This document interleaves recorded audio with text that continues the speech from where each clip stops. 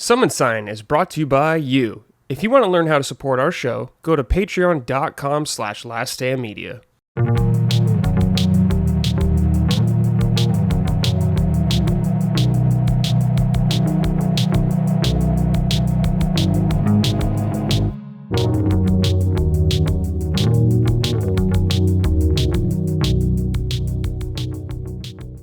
Hello everyone, welcome to episode 97 of Summon Sign Last Stand Media's weekly in-depth game discussion podcast. I'm your host as always, Brad Ellison. Joining me, I have two fine gentlemen here. Very distinguished gentlemen, I will say. First, we're going to start with Mr. Matty Plays. Or just Matty. Hello, Matty. How are you? I'm doing great. Like we were talking about earlier, it's Halloween. Yep. I wanted to wear a costume for this episode. Yeah. We had that one. Yeah, I know. You guys already did it though, but I was like, I got a bunch from Retro Rebound. I sometimes wear costumes in those videos, and so fun. I got a weird amount of muscle costumes. I have a Batman muscle costume from like his That's what Snyder you wore era. Last year. I wore that last year. Yeah, and I also have. I don't know why they did a muscle variant of this because the Power Rangers aren't jacked, but I have a Red Ranger one and the chest is like, damn, fucking intense, dude. Yeah. So sometimes, yeah. I mean, I could change. I could change right now in front of everyone. Yeah. Sometimes you just got to feel jacked. Yeah, all right. Don't tempt me. Yeah, but don't tempt them. I'll throw on the Power Ranger suit. But I'm doing good. Glad to be here. Matty, I gotta know, dude. Those games behind you in the cases, what are they? It looks like Mega Man and Pokemon. Yeah, looks like. Yeah. We got a little collection building up back here. Wasn't part of the plan. I'm kind of waiting to get like we're trying to redo some things in our house. So like there's some stuff here that'll go eventually on shelves. But right now, it's funny. I talk so much shit about Pokemon, but like I have a Scyther blanket here. Yep. And then I got a bunch of Pokemon stuff here. So that means you're a true Pokemon fan. That's I like the old era, like but nowadays pretty embarrassing. So pinball right here. Is it Pokemon Snap up there? This here? Yeah. That's Stadium. Oh, Stadium. Okay. Oh, I got you. Yeah, Stadium. Battle Network is correct. Heart and Gold. Ooh, Heart and Gold. Yes, nice. I interrupted you. You were saying something about the Game Boy Advance game. Oh, yeah. This is just the Ruby and Sapphire pinball game. Very underrated. I actually have never heard of that. I remember the other Pokemon pinball was like on Game Boy Advance as well, or Color. I can't remember. It was on Game Boy. It would work on a regular Game Boy, I think, but it was Game Boy Pocket and Game Boy. Color? Yeah, Game Boy Pocket. Was it Color? Yeah, it was Color because Color. Maybe that's what it was. Because it had the AAA battery. Yeah, right, because it had a rumble in it. Right? It had a rumble thing in it, right? Yeah, that's what I remember about that too. I never had that. My friend had that. I have to balance the scales though here because I think I brought this pinball one up here because I was showing it off in a video. It was on a different shelf and I never moved it back. But really, what I want to put here is I have Booze Fury in a similar this is my acrylic case stuff. Like anything that's acrylic case is like pretty expensive. Yeah. And I'm very selective with that sort of stuff. Like the one I'm happy about was Pokemon Stadium. I'd wanted that for a while. That was like my favorite games growing up. Nice. But yeah, the latest edition is this right here. McFarlane Toys has been doing this crazy action figure lineup. Now, if you want to hear how disgusting I am as a Fallout fan, for those who are audio listeners, right? This is a T60 Power Armor action figure for Fallout 76. Now, when I realized I was like, my only Fallout figure is 76 themed. McFarlane Toys put out a little statement. They're like, hey, we got more on the way coming this December. And they had a dual pack of Benny and the NCR Ranger. So that was fate speaking to me. And I was like, okay, I'm going to get those as well. So now I don't just have only a 76 toy. That like my ego could not handle that. So those are on the way. But yeah, I try to be like one gift for myself per month is my my little memo. One little treat yourself per month. So that was this month, just get a little $60 action figure. And that was nice. But thank you for asking. I always like talking about the Matty, when I watch your videos, I always peep your background because I'm always like, what's Matty got going on here? He had magic cards there for months. Now he's got other stuff. I was a little upset when we rotated my desk because it was necessary so I could get lights and it didn't look like, it's dramatically improved the presentation. So I'm not upset, I guess I should say. But like, I do miss having like the CRT and all this stuff in the background over there. But now it's kind of just for me, which I like. And also I kind of realized I was overthinking my background. I was like, who wants to see like a closet and a chair in the background? But no one gives a shit. So. No one gives a shit. I don't think anyone cares. Yeah, no one cares. It's just like a YouTuber thing. I'm like, my background's got to be sick. And like, then I look at like certain YouTubers who are just like sitting in just like whatever room. And it's like, people just want the content. They're there for you. Yeah. So Anyway, yeah, thanks for asking, dude. Yeah, great stuff. Also, who has a great collection, Mr. Colin Moriarty back there. Yeah. All his G.I. Joes. Yeah, what's back? I mean, wait, do you have new? Yeah, you can't really see all of it. I mean, I can on the see bottom, Symphony of the Night, like a vinyl. It looks like. Yeah, that's the vinyl. This is all Amiibo down here. Oh, okay. I don't have a full cannot see Amiibo collection. I just have all of the Mega Amiibo I Man? want. Well, I have You have Sora, probably right? 25 of Yeah. them. Oh, he's 25. Wow. Yeah, like I have Dr. Mario, DDD. Oh, okay. Wait, I'm surprised. I never Ice took Climbers, Colin like for the an kind of Amiibo characters I guy. Like, I'm like a dude. huge Amiibo hater, but I never thought you had an Amiibo collection. I love Amiibo. I love Amiibo. Like Amiibo is one. When the first round of Amiibo came out, which was like 10 years ago, maybe even more. Yeah. I was like, dude, these are so fine of like a sculpt of these characters. Like, who gives a shit about the game functionality of Right. them? These are so awesome. So yeah, I slowly like bought and even some of them I bought secondhand. Some of them from people in our audience of just characters I like Little Mac and obviously Sure. Mega Man and all that's sure, but so and the Castlevania characters, the Shovel Knight characters. So whenever they don't really release anymore that I want. Like the ones that they release over the last couple of years, it's like I don't even know who the fuck half these people are. Yeah. Gotta have a Belmont. Oh right yeah, there. Richter. I mean, are you nice. kidding? Yeah. And he's not doing the Rondo of Blood art where his neck is arced in such a way that do you guys know what I'm talking about? Like it's like the worst. It's the worst key art ever. Like I can't believe that they got away with that. Like no one at Konami was like, what the fuck is that? His head, like he got to tilt his head like 15 degrees. Yeah. God, it annoys the shit out of me because it's like the biggest piece of Richter art we've ever gotten, and it's all fucked up. Yeah, so the G.I. Joes, this is the stuff, I mean, this is mostly empty.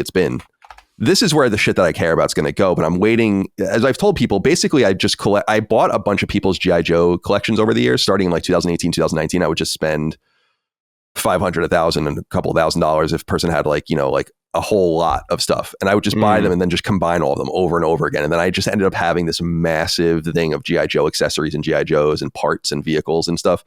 And it became so overwhelming that I'm like, I can't go through this. So like what I basically did, my friend Kenny Kopnick, who's a listener, he owns a toy store in Ohio. And he was favorite place. He was, yes. And he was coming through for some reason. He was at like some toy store. So he's like, let me swing through. He came by the house. And what we basically decided to do was I was like, I'm going to give you everything I have. And and it's really valuable. I mean, there's like, it's probably, I would assume at least tens of thousands of dollars worth of shit. Wow. And I was like, G.I. Joes are expensive. I mean, they came out in 1982 through 1994. And like the ones that are most like what would they call a minty Storm Shadow, like a Storm Shadow V1 1984 is going to cost you hundreds of dollars loose, Wow. So multiply that by 12 years worth of dozens of characters a year and all the accessories and stuff. So I was like, I'm going to give you this.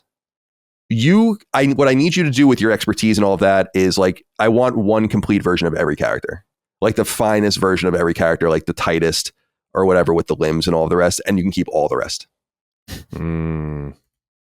Like, and that was kind of like the solution. I think we both thought, I was like, that's fair. Because just the accessories alone, like when he was going through the bags of accessories, it's like Hawk's pistol could be worth like $20. Damn. Crazy. Or more. Like this. Yeah. Yeah. Yeah, like these things. And there are G.I. Joe groups on Facebook. I used to use them when I was in California. I don't use them anymore. Like where people would just have like live auctions of shit. And you would just like, it's like really crazy. G.I. Joe collecting. So it reminds me of when I was a kid. I mean, I guess I always had the entrepreneurial spirit because I remember the, first time I started to make some money was I had a massive Lego collection. And I didn't realize until I just I wanted to buy a game or something like that. And I was like, I need to sell stuff. And I was like, how much do these Legos go for?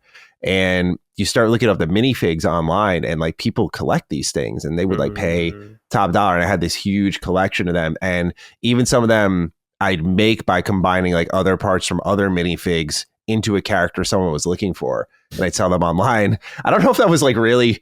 I was like 10 years old, man. Like, I don't know if I was if I was scamming or if they knew what they were getting into. But yeah, I remember like that was a big thing. And that kind of sounds similar to that where like the little accessories like Harry Potter's wand or something like that, totally. Like that stuff would dude, there are like, price. dude, like there are, I mean, it gets crazy. There's a character called Heavy Metal that has like a little tube that like connects from his helmet to his mouth. And that shit alone is worth like, if the character doesn't have that, it's almost worthless. Like, comparable to like finding that. Just really, and people 3D print things. So then there's like all of these fakes out there. And what really spiked toy prices, and you guys probably know this in your own worlds, is the recession and all the free money that the government came out. Yeah. That like destroyed the prices of toys. Yeah. It's actually funny to see them overlap, but Pokemon. Pokemon. That's a business unto itself now. Oh yeah. I have a friend who literally like makes like a part-time salary just like flipping Pokemon cards. It's crazy. He just buys and sells graded. It's cool. I mean, I find it a little cringe just in that it's like, well, just in these are, I don't want to even reduce it to be like, these are for children, but like, isn't there an equitable way where like, you don't get to go to Walmart and buy all of it? Yeah. I make fun of that all the time with him, bro. It just seems like, so little Billy gets off of school with his dad and he goes to Walmart. And it's like, I'm going to get a pack of Pokemon. And he like can't get anything because these fucking dudes are fighting over them. Yeah. These like 35-year-olds. Yeah.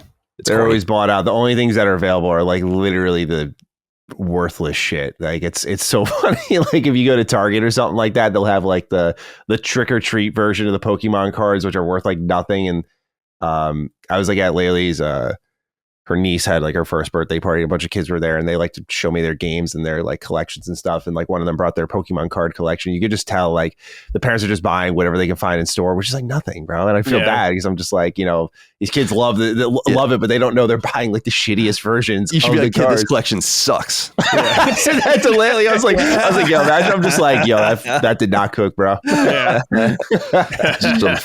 some bunk ass collection you got here, kid. Yeah, that'd be awesome. Colin, what's the status on Mega Man figures? Do you have any new ones? No, we're waiting on. I've ordered all the new ones, so it's like Bubble Man, Woodman, Snake Man, and I think a couple others. Bubble Man and Woodman, hell yeah, and Snake Man, dude. Yeah, the Dagon special. Yeah, I'll get one for Dagon for sure. So they're getting into 3 now. I think they announced Bomb Man 2, so Mega Man 1's done now, which is cool because now they have to move on. Yeah, to 2 and 3, and I feel like they're picking out some of the weirder. I want any of them, so it's cool. But I'm like, I would think you would go to like Quick Man or Metal Man or something like that. Really, yeah. So like they're like waiting. It's so obvious that they're nerds and they're like holding out the cool ones. Yeah, like the coolest ones. Sick. That is good shit. Magnet Man, I'll shit when they do Magnet Man because I have two Mega Man figures. I can't grab either of them. Actually, I could grab one of them, but I have the Battle Network Nendoroid, which is like my favorite. He's got the ninja mask covering his face, and the other is like a armored up X figure, like very posable, and he's like on a knee, like holding the Buster. Hell yeah, dude! I love X's character design. It's so good. Yeah, X is cool. It's so cool. It's ruined classic Mega Man. I just see him and I'm like, you fucking dork. Oh, it's so interesting. Yeah, because I X is the cooler, more anime style. Like the box art of the first one with Launch Octopus on the box and on the SNES is so cool. But I wanted to maybe one day I'll go into it. It's like so funny how busted all of the box art for Mega Man is. Like even when they and people always focus on 1 and 2, but like it's never right until 6. Like there's something deeply wrong with every box art. It's like, what are we doing here? A little disturbing. And then you look at the Japanese, the Famicom box art, and it's like perfect. Yeah. The Famicom box art's like perfect. It's like why wouldn't you just use that? Yeah, we got robbed. We got robbed, dude. Yeah, the Japanese Mega Man box art is fantastic. It's all the bosses on all the boxes. It's so good. It's so cool. Yeah, it's so cool. It's like, and they're like, here's Mega Man 3. He's got like weird feet, and Top Man is on the box art, and he's green for some reason. All right, here you go. Yeah, I do love the story behind the Mega Man 2 box art because there's a dude that was interviewed. I have to send you the video. It's awesome. Like these are all paintings. Yeah. Right. And dude, I would fucking kill for like to have the original of those. I mean, that would be worth you would have to assume the Mega Man 2 original painting is what a $50,000 to $100,000 piece, probably something like that. Like some nerd is going to definitely raise the price of that. But he was saying that he was invited to Capcom in like 1989 and he had like one day and the only basis he had was like a few screenshots. Wow. And that's like what he put together. I think he was saying they showed him like the screen, the stage select screen and like all these other things. So he really didn't know the game. And like, that's the best that he could do with it. They didn't even show him like Inafune's drawings or whatever. No, they didn't like official drawings. It's so funny. Like Mega Man 5's box art, he looks so creepy. It's like, what are you guys doing?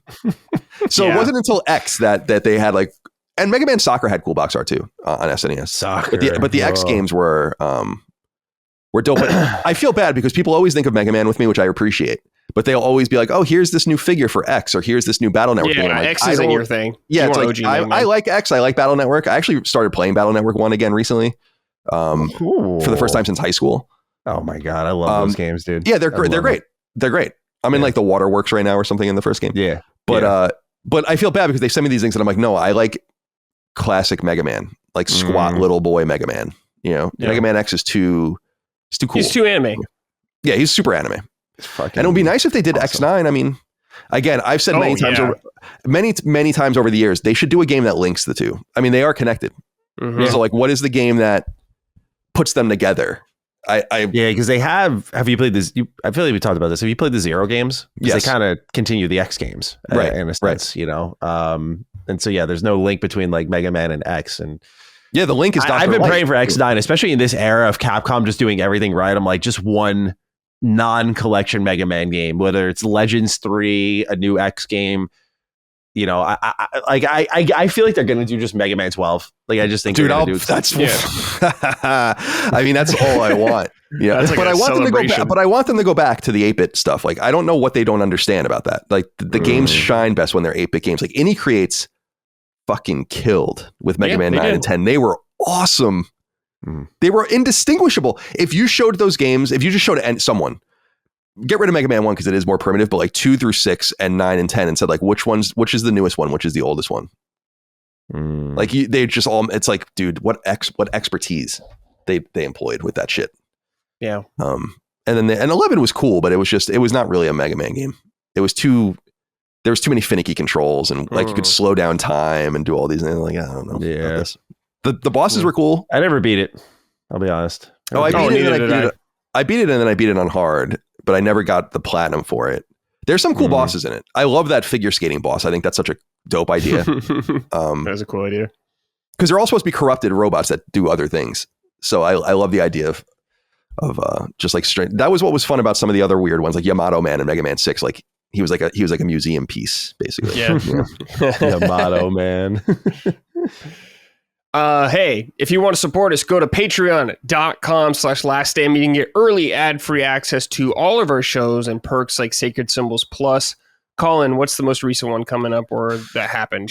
That happened. Yeah, I actually had a Senate candidate from the state of Ohio. Whoa. Chris Volpe on the show.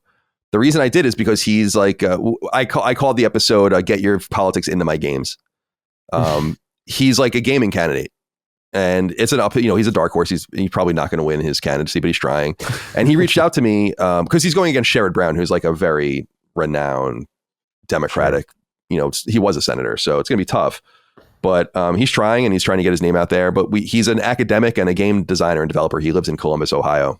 And I had him on just to talk about like why the government and governments around the world mostly don't seem to understand games, don't seem to lean into them. Don't understand the industry, don't understand the culture. When they do, it comes off as disingenuous and weird. Like watching, I think Tim Waltz playing Madden last year and stuff like that. It's like, you don't play Madden. And it's cool that they try, but it's like, it's just strange to me. Like I said about JD Vance last year, where I was like, JD Vance might be the first presidential or like vice presidential candidate to ever listen to 311. Yeah. And we're getting closer to this idea where like games are ambient parts of generations, starting with Generation X, which, someone like JD Vance is and someone like Chris Volpe is. So, so we just talked about the interstate. It's not a partisan conversation at all. It's more about like why this is all fucked up and like what the government can do to help games in the games industry and why it's important. As he said on the show, it's interesting. And it's true. Like the games industry makes more money in the United States than the music and movie industry combined, multiplied by 2. And yet no one seems to like have any knowledge of it, or like it's just like this Wild West, and who wins it is going to win a major part of the culture. So so that's the most recent episode. All right, and we'll do Ghost of Yotei soon. I'm just trying to figure out who can join us. Who can do it? Yep. Also, if you want some merch, go to laststandmedia.store. You can get stuff like Sacred Symbol shirts. We got Defining Duke, all that good stuff. We have stickers. I don't see the Smug Matty Xbox sticker anymore, though, sadly. Are we out of them? Yeah, that's too I don't bad. see it on the website. Yeah. That's like my favorite thing we have, period. Yeah. Like, I wish we just had a shirt of that. Yeah, the Smug Matty is like an amazing That's shot. An all-time great. Definitely an all-time Last Stand classic. Yeah, it's so good. I don't even know the reference, like as in when I got clipped like that. Like I don't know when I was being smug. Like that's like we don't have a moment to associate it with. I just am. Is my understanding. Oh man, yeah, it's so good. I wish we had a shirt of just that, just Smug Matty. Would be so good. We could probably do. I mean, that could definitely be. It's surprising because like we do these pre-orders just to kind of hedge our bets. It's like, what if people don't really want these things or whatever? And then it always ends up working out. Like with the sweatshirt, we sold 297 of those Christmas sweatshirts. Yeah, you know, crazy. Nice. But we were like, oh, does anyone really want this? So like a Smug Matty shirt would probably do pretty well. We could probably just fund that. Yeah. And you think people actually buy a picture of a shirt with my face on it? Dude, it would probably take a year or two to like sell through a line of shirts. That's not a bad investment. Yeah. So okay. I'll consider that. Like, dude, I will be wearing that shirt in every day. Oh man, it's good. J&B wrote in and said, greetings, gents. I'm not sure why more people aren't talking about what a great deal your Patreon is. So far, I have saved $200 by following your advice on the PS5 launch to just wait and not pay a markup to get it.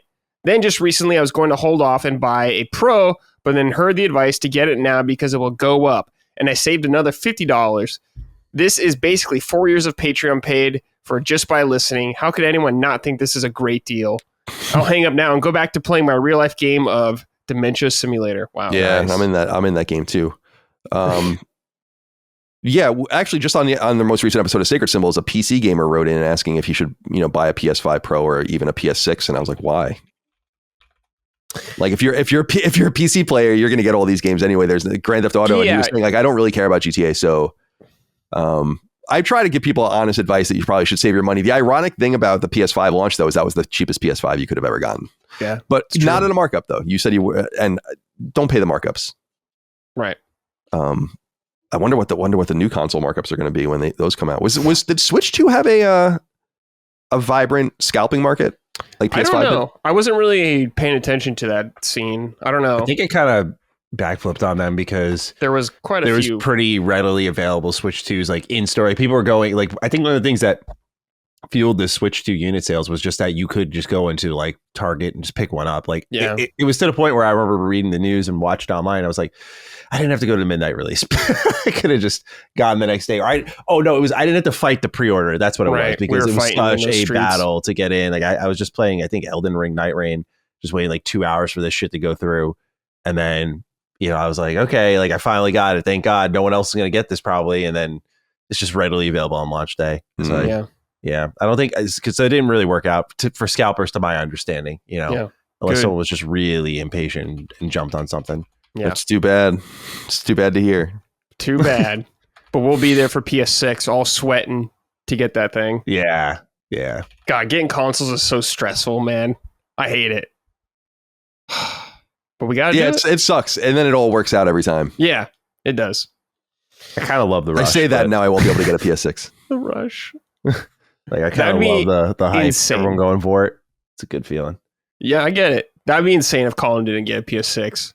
Like, what if we all got one and Colin didn't? I feel like that wouldn't happen to me just because someone would offer you one. Yeah, exactly. Like, I hate to rely on that, but I remember when the PS5 launched, I ended up getting 3. So damn, it wasn't like, because I got 2 for myself and then I got 1 from Micah, and then Micah never even ended up using hers, and then we gave it to my brother for his kid. So yeah, we sold it to him. We didn't give it to him, but so I ended up getting one, I think, on PS Direct, one on Walmart, one on Amazon or something. So it all worked out. It'll be okay. It'll work out. It'll be all right. It'll be okay. But it's a little stressful. Yeah, it is a little stressful. Yeah. Sam Brown wrote in and said, Brad, are you still playing Trails in the Sky? Currently, no. I will continue it, though. I want to go back to it. I'm just making my way through a bunch of stuff right now, but it might end up being my Christmas game because I do want to finish it. I'm a man of my word. I told Matty I'd play through it, so I absolutely will. I'm around the 9-hour mark in the game. Things are starting to pick up. Yeah, ways to go. Yeah, oh yeah. And I hear people saying, "Oh, it took 70 hours." I was like, "Holy shit!" Okay. Yeah, if you do all the side content, it's not a 70-hour story. Don't worry. Yeah. In fact, I think there will come a point where you're like not going to do any of the side content. Sure. Personally. Yeah. But yeah, excited to get your final thoughts. Oh yeah, I gotta play it. People have been annoying me about those games for years, so gotta make it happen. And it will. All right, Colin. Let's talk about Power Wash Simulator 2. You are an enthusiast. Talk to me, man. Yeah, I was actually up till 5 a.m. playing it last night. Whoa. And I just love it. It's just fun. and relaxing. It's the same game as the original game, but obviously with a bunch of quality of life features. I was glad that I talked about this on Sacred Symbols, and then Dustin had instructed me that he had found out from Ben. Ben Smith's another enthusiast of the series. I was saying that they just I hate when games arbitrarily change the controls. Like that you're doing the same thing, but now the controls are different. Death Stranding actually did this from Death Stranding 1 and 2, and it was very acute for me because I went in from one to the other, and I'm like, why? Like, why are we now? Now to crouch, you do this. Now to roll, you do this. Now it's like, why? And Power Wash Simulator did a similar thing, and I was starting to learn the new controls. And then Dustin had pointed out to me, and I went and looked for this, but I couldn't find it. I wasn't looking in the right place where there's actually classic controls. So I figured that out, and then that kind of removed the one problem I really had with the game. The thing about Power Wash Simulator, the first one and the second one, is there's quite a bit there if you want to get into like the weird story angle of it. That's what's so funny about Power Wash Simulator. And I actually really don't follow the story stuff, but there's just a bunch of documentation, things you can read. You get text messages, and there's like a purpose to everything. But really, I just like to go to these various maps and just clean shit. It's a lot of fun. You get all the different attachments. You get the different soaps and nozzles and whatnot. So it's quite enjoyable. I'm maybe a third of the way through it, according to PSN. You're doing a house and a gas station and all these kinds of things. And I joke around on Sacred Symbols. It's like, I'm just, because I do all the DLC that I don't even know. Like, I don't know Shrek. I don't really know Wallace and Gromit and all these things, but I just do it. I'm like a job. It's just like, I'm like, job's a job, like I'm here just to work, put some food on the table. Immersive. Job's a job. Yeah, it's like I'm role playing. Like I show up to I'm not asking any questions about what's going on here. I'm just here to they tell me what they need cleaned, and I do it. I get paid, and I can support my family. That's the whole role play I'm going into. There are a few cool new additions. Like the game has a lot of new bells and whistles. There's a home base. And I saw actually Phil McCarthy here wrote. Yeah, I'll read this from Phil McCarthy. Good evening, gents, and greetings from Ireland. My question is for Colin. Future Lab got me again. I'm utterly addicted to Power Wash Simulator 2, and would love to know if any particular new features have impressed you. For me, I've got to say, being able to furnish the base is scratching a real itch, along with the awesome scissor lift. Happy washing, sir. Yeah, the base stuff is cool. Like you basically have like a storefront, and you have like a little office and a garage and this like space, and you can furnish it with things that you buy. Cool. The thing that bothers me about it is there's a few things. Every item you buy is dirty. Like I'm like not allowed to buy new things, I guess, in the game. Like you have to put it in your garage. Like you buy a shelf and you have to put it in the garage and then power wash it. And I'm like, I don't earn enough money to even get an IKEA shelf or whatever. I have to get like some ratty fucking shelf and then the secondhand thing and put it in my office. But the problem is that, and Micah and I were laughing about this last night, was there's just like a lot of weird shit about this that kind of is half baked and not as cool as I was hoping. For instance, they give you rugs and you put the rug down, but you can't put anything on top of the rug. Like there's just a lot of weird shit. Like the geometry of each item is like this individual, like Y X plane axis that like all the way up and all the way down, where like you can't interfere. So like you can't put a lamp in a corner near where you have like a shelf, because the shelf's kind of infringing too much on that space. So it comes off as a little haphazard. I hope this is something they fix, because I just think it's kind of weird. Like so I bought before I knew this, I was like, all right, I'm going to buy this rug, I'm going to buy this coffee table, I'm going to buy this couch, and then kind of tie it all together. But I can't put the coffee table on the rug. The other thing that bothered me, and this is what we were laughing about last night, was nothing seems to be quite flush with the walls so you get an item and you can rotate it, but like it's never quite at a 90-degree angle with any wall. So like you put a shelf up against the wall and it's like off kilter. I'm like, this is weird. Like there's just a lot of weird shit where I'm like, this is fine if you're into this, but this is not as exciting as I was hoping. But there is like a robust storefront, just like there was in the first game, where you can buy new gear. You can upgrade your van, which is it's just an aesthetic thing. You can get new clothes. Obviously, you're getting all sorts of new power washers, which are cool, and you get like really powerful power washers the further you go into the game, which is fun, and things become a little bit more trivial to clean. But yeah, overall, I'm really enjoying the experience. I think that if you like Power Wash Simulator, you're going to love Power Wash Simulator too. I mean, if you don't like Power Wash Simulator, there's nothing about this that's different that's going to change your mind about it. Tell me some of like your favorite stages that you've been to so far. Yeah. I liked this one. So in the first game, there was like a carnival style thing where it would bring you like in a stage by stage basis to like, go clean this ride, go clean this thing. Seems like they might be doing a similar thing here, although I'm not sure. So they sent me to this carnival like setup, but I was only looking at this like shooting range that I had to clean. And the shooting range was cool because the stages are getting more dynamic, where like there are targets and you hit the target and then something pops up and you have to spray it in real time before it shrinks back down. So there's a little bit more of an action orient or moving targets that you can't quite stop. Right. There's a lot of cool things like that. One of the cool things I like about the game, if you're in the trophies too, and again, the first one was like this, is that there are often trophies attached to doing specific things in specific stages. So I was at like this cottage and there are 6 seats outside. And the trophy is like find the gnomes around the map, like the lawn gnomes, which is the symbol of Power Wash Simulator, is the lawn gnome, and sit each lawn gnome in the seats, that kind of thing. So there's all these like weird little referential things. But yeah, the stage is going to be more intense if you're going to make more money on it. So like you might get $100 job that's cleaning a van and that might be done in like 3 minutes. And then you might get like a $2,000 job that's like clean this house, and it's quite intensive. And the thing about Power Wash Simulator is that some of these stages literally take hours. Damn. Like I just listen to a podcast or whatever, and you look later, it's like, 90 minutes has passed. I'm like 2/3 of the way through this map. And I'm like not sticking around. It's just, but why do we like the thing I'm curious about is like, what is it about this game that is so attractive to people? I saw that they announced that they had 200,000 players in the first day. That's not as impressive as it seems just because it's on Game Pass. But I'd be curious to know more about how many copies they sold. But it's also worth noting Power Wash Simulator 1 was on Game Pass, and then it later came to PS Plus. I actually have the PS Plus version of it. They got I got with the DLC. They got my money. Yeah. $7 a pack times 6. Damn. Yeah, so 42. They had Final Fantasy 7. Had to do it. That was free. That one was free? Okay. Yeah. I did that one because I got to play this. I was complaining to them on Twitter. I love Future Lab. I actually know those guys. I wouldn't say well, but you guys might remember their games Velocity. Yeah. And Velocity 2X. Yeah. Or Velocity Ultra. Oh, man. Dude, I remember playing that on the Vita. They made that? Wow. Yeah. Wow. And they're awesome. So I was a big proponent of the Velocity games. Like I loved Velocity Ultra, the first game, which was on Vita too. And actually Velocity 1 was on PSP.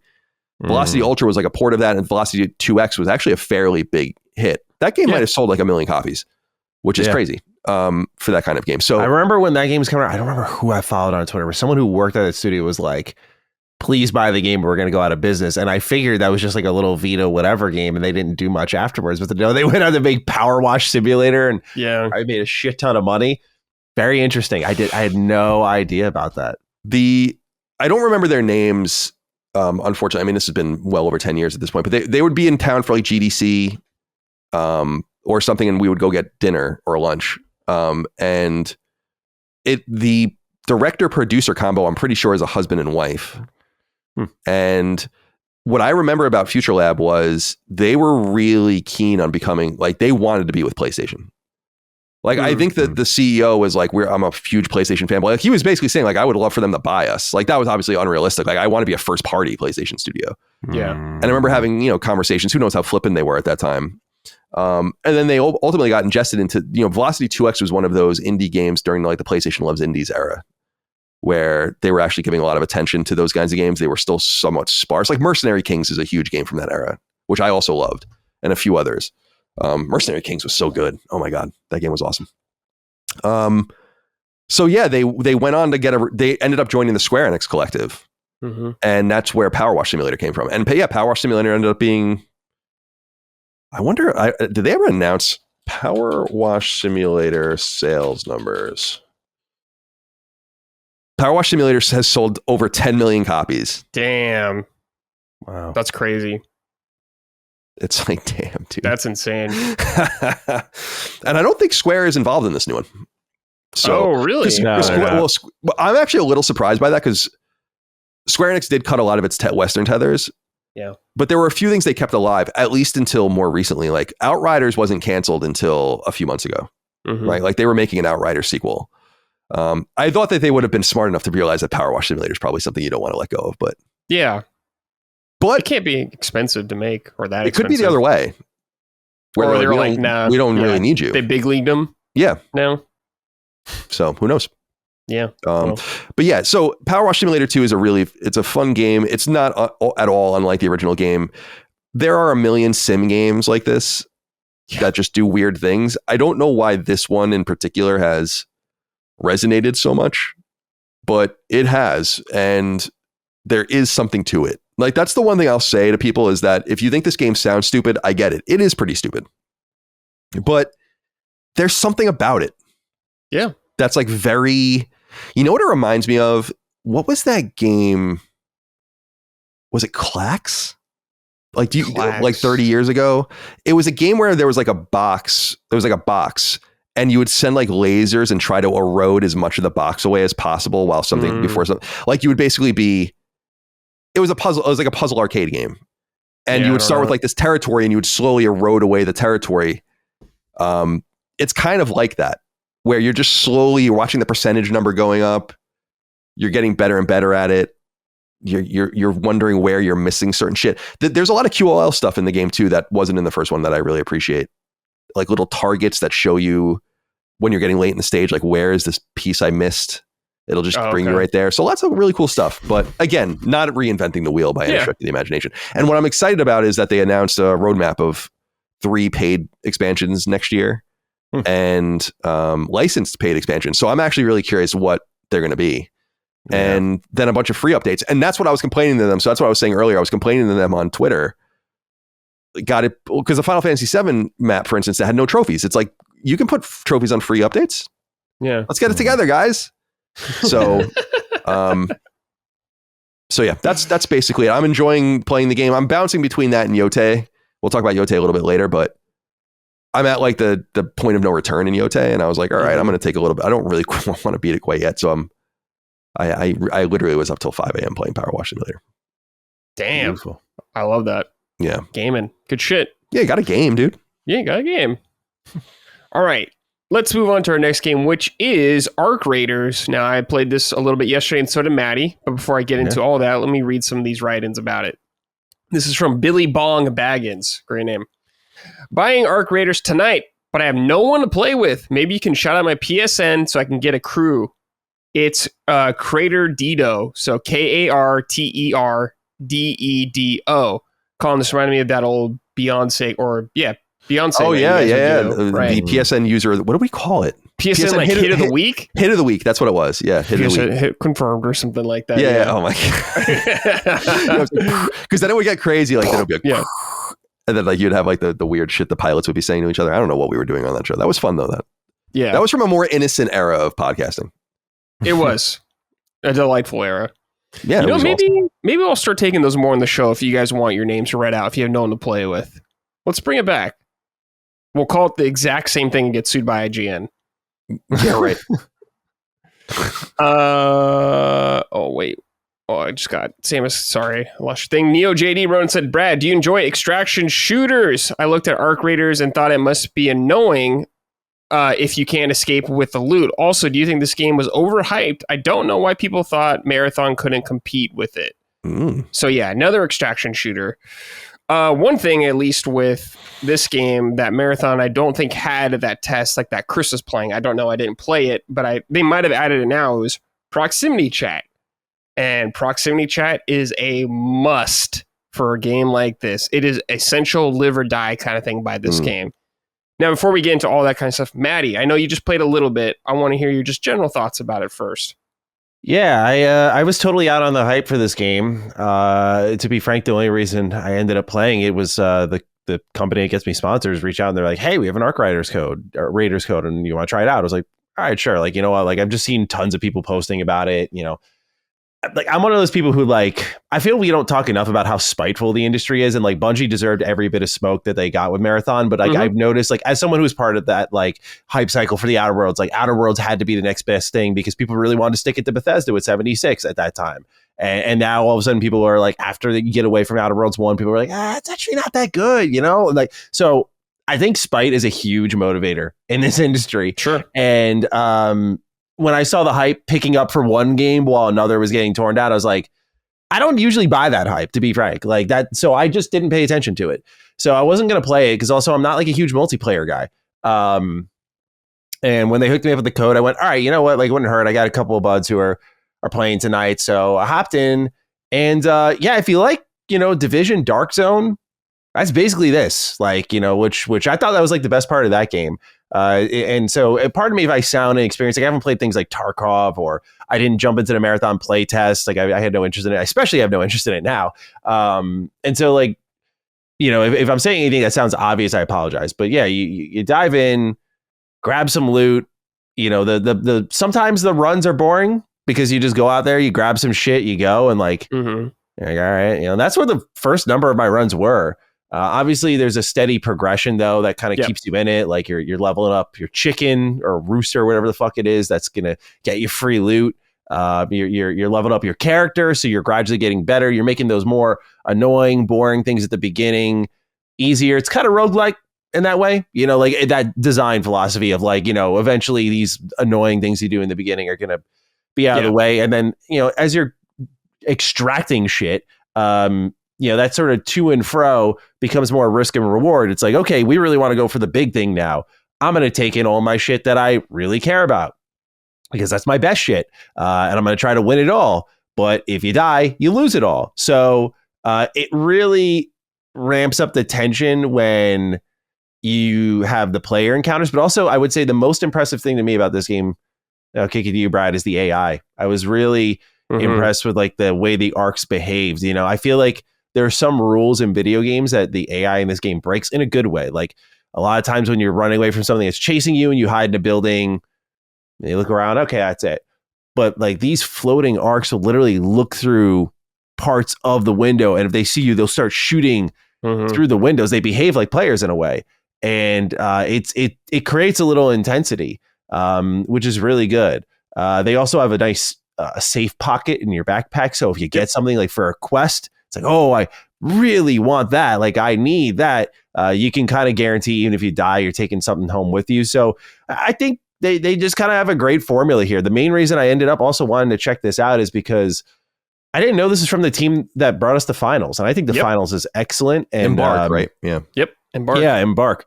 And it's funny because that game kind of ruined what Battlefield 6 was supposed to do for me. Like, when I played Battlefield 6 and they were selling it on destruction, and there is destruction, but when I was playing it, I was like, this is not as destructible. Not as like compared to the finals. Like, it's not just like you have to do it better, but I was like, this doesn't feel like it's pushed as far. And so Embark kind of stuck in my head for that reason alone. When I found out they were doing this, I was like, wow, okay. You can feel a lot of that old Battlefront spirit here. Yeah. The animations, the sound design is great. So yeah, it's a high quality game, no doubt. I don't know if it's going to be my like big jam, but I'm playing it. I'm having a good time. I want to, I'm saying this after 3 hours of the game, to be transparent.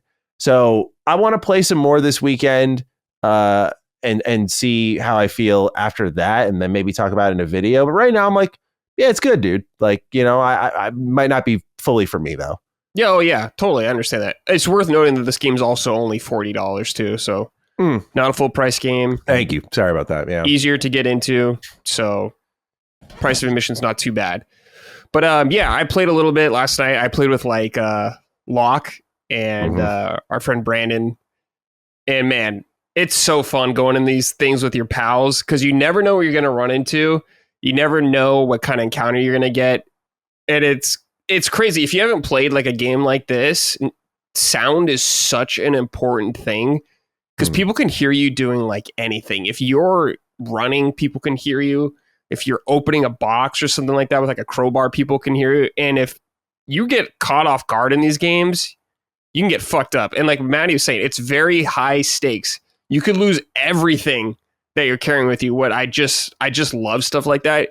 It has this constant feeling of tension. And some runs, like Matty was saying, may not be the most exciting because it's all just depends on player behavior and what you find, which is so fascinating because it just makes those encounters you run into with actual people way more engaging, because especially with proximity chat, because you could be like just walking around and you just see another dude and you're like, dude, friendly. I don't want any trouble like that. You guys can make a deal or something like that. It's like these real human interactions. It's like the post-apocalyptic you're in. Did that ever work for you? Just like, oh, it's so funny. I had 3 proximity chat encounters. One, I got shot, and as the guy was about to pop me, I said, "Was it worth it?" And then he just shot me. How great is that, though? How cool! Yeah, I got my final. I became the one-line king, is what my friends and I were joking about. Like, I was getting like the, I forgot what I said the second time around, but I said something like, I think I asked him if it was worth it again because I was like, I wanted to see someone answer. Yeah. Then some guy, like we were trying to collect lemons and apricot, and while we're getting shot by these bots, my friend's like, oh shit, like there's a whole team upstairs. And so he gets down and I just yell at the proximity chat. I'm like, friendly? Foe? I'm like trying to feel him out there, like friendly. And this guy turns the corner and immediately shoots me. And I just yelled at him and said, all right, bro, I'm gonna fuck you up. He killed me anyway. And then I asked him too. I was like, was it worth it? Because I was like, this guy's actually talking to me. Yeah. He told me, yeah, actually kinda. I realized in that moment, I was like, fuck people who play this type of game, man. Like I was like, fuck this guy. I know, but it's like that is the human like interaction. That was my favorite session for sure. Yeah, that was the session I closed out on. Like player encounters are what makes these games really special to stand out. You get those kind of memories. Yeah, of Matty just saying like that's what's so cool about these games. Was it worth it? Was it worth it, man? And yeah, there are PvE enemies like the arcs kind of roam around. There's like these drones, like smaller ones. There's huge ones. There's this giant spider one. That was fucking going crazy. Like, Matty, as we were extracting at a point, these like doors shut, and there was another guy out there kind of fighting us. And there was that big spider drone walk around, this huge thing, it'll fuck you up. Locke shoots it to aggro it, and he goes, have fun with that. So the drone, while we extracted, that drone is now aggroing on anyone who's close by, so it just fucks over that guy entire run. So he lost everything. That's so funny. It's like, I love the fucking mischief you can get into with these kind of games. It's so fun. We did ambush a team that was getting ready to extract. It was like the fifth minute or something like that. Like everyone was getting ready to leave, and we did get them last minute. Except I didn't get through. I tried to slide in, but it shut on you. Blocking body, so it shut on me. So I had to extract solo. I mean, no one was left, so it was fine. But it was like one of those moments, like, okay, I might not get out of here alive, guys. I'm stuck. Yeah, it's like these ultra high stakes moments that are so cool, and it's like, sometimes you get a good run, sometimes you get to jump on people, you bamboozle them. Sometimes you get bamboozled, and boy, does it hurt. And I respect that. It's an allegory for life. Yeah, exactly. And Matty was saying you do have this kind of base, and you can go back there and you can build stuff like different benches. Like I just built one where I can start making guns now and stuff like that. And of course, these guns you can level up and all that kind of stuff. But interesting. Okay. Once you go in there, if you have that gun with you, but you die, someone's going to take that. You're done, dude. Yeah. So you got to be careful when you take stuff with you and how much you take with you. But like Matty said, it is nice. There is one inventory slot, I believe, where you can keep something no matter what there. I don't think you can put like your weapons there, but like stuff in your backpack, which of course has limited slots, but you can upgrade by collecting stuff. So that's really fun. There is this nice, like you're saying, roguelike progression of slowly building up your kind of base and having advantages, but it still has that core DNA of you could lose anything in an instant, so you got to be on your toes at all times. So I've really enjoyed that about it. It has crossplay as well, so if you guys are on different platforms with your pals, you can play around. That's really cool. Colin, I think you would like the visual aesthetic of it. It kind of reminds me of, I don't know, what do you think, Matty? Kind of like Fallout-esque, like the jumpsuit you start in and all that kind of stuff. Oh, you mean the actual like aesthetic? Yeah. Very post-apocalyptic. I was gonna say I mean, it makes sense because a lot of the team is from the Battlefront team, but everything from like the running animation, the reload, even like the UI that pops up for like certain guns, like they have that triangle that closes in, the way levels are lit, the incredible sound design. I'm like, this is like Battlefront 2 so much from DICE, and it's excellent that way. But yeah, aesthetically speaking, like I mean, I was impressed by the cutscenes too. I was like, oh wow, they're actually like trying to tell a little something here. So I want to see if that can pull me in. We'll see. I'm definitely not the target audience. I hope people understand that when they're listening. Like, that's fine. Yeah, like I'm definitely like I am very like multiplayer games are tough for me because I just don't want to get absorbed into them ever. So I'm definitely like an IP guy. Like when Marvel Rivals came out, like that was like a quick 100. That was some of the quickest 100 hours I threw into something. I was like, yeah, sure, because I love Marvel, and that is a great hero shooter. Yeah. Something like Arc Raiders though, or it's like extraction shooter. I don't know. I'm like, I could be like, I want to finish KCD 2, and I'm like, could be doing that right now. Yeah, it's a different kind of thing. Like, so That's what gets me all multiplayer games. So if anyone's wondering why I'm lukewarm, No, yeah. I think, like, extraction shooters are honestly, like, very slow paced for the most part. Like, you have to be careful and, like, pick your corners and all that kind of stuff. Very strategic in that sense. If you're a kind of gamer, who likes to, and I don't mean this disrespectfully, like run and gun Call of Duty style, it might not be for you. But if you're really into, like, you just call me stupid. Yes. All you're stupid if you like if you're a retard, like someone who's Call of Duty, you might not like arcs. Exactly. But it's just like a different kind of experience. I can't drop shot in this game. What the fuck is this? Yeah.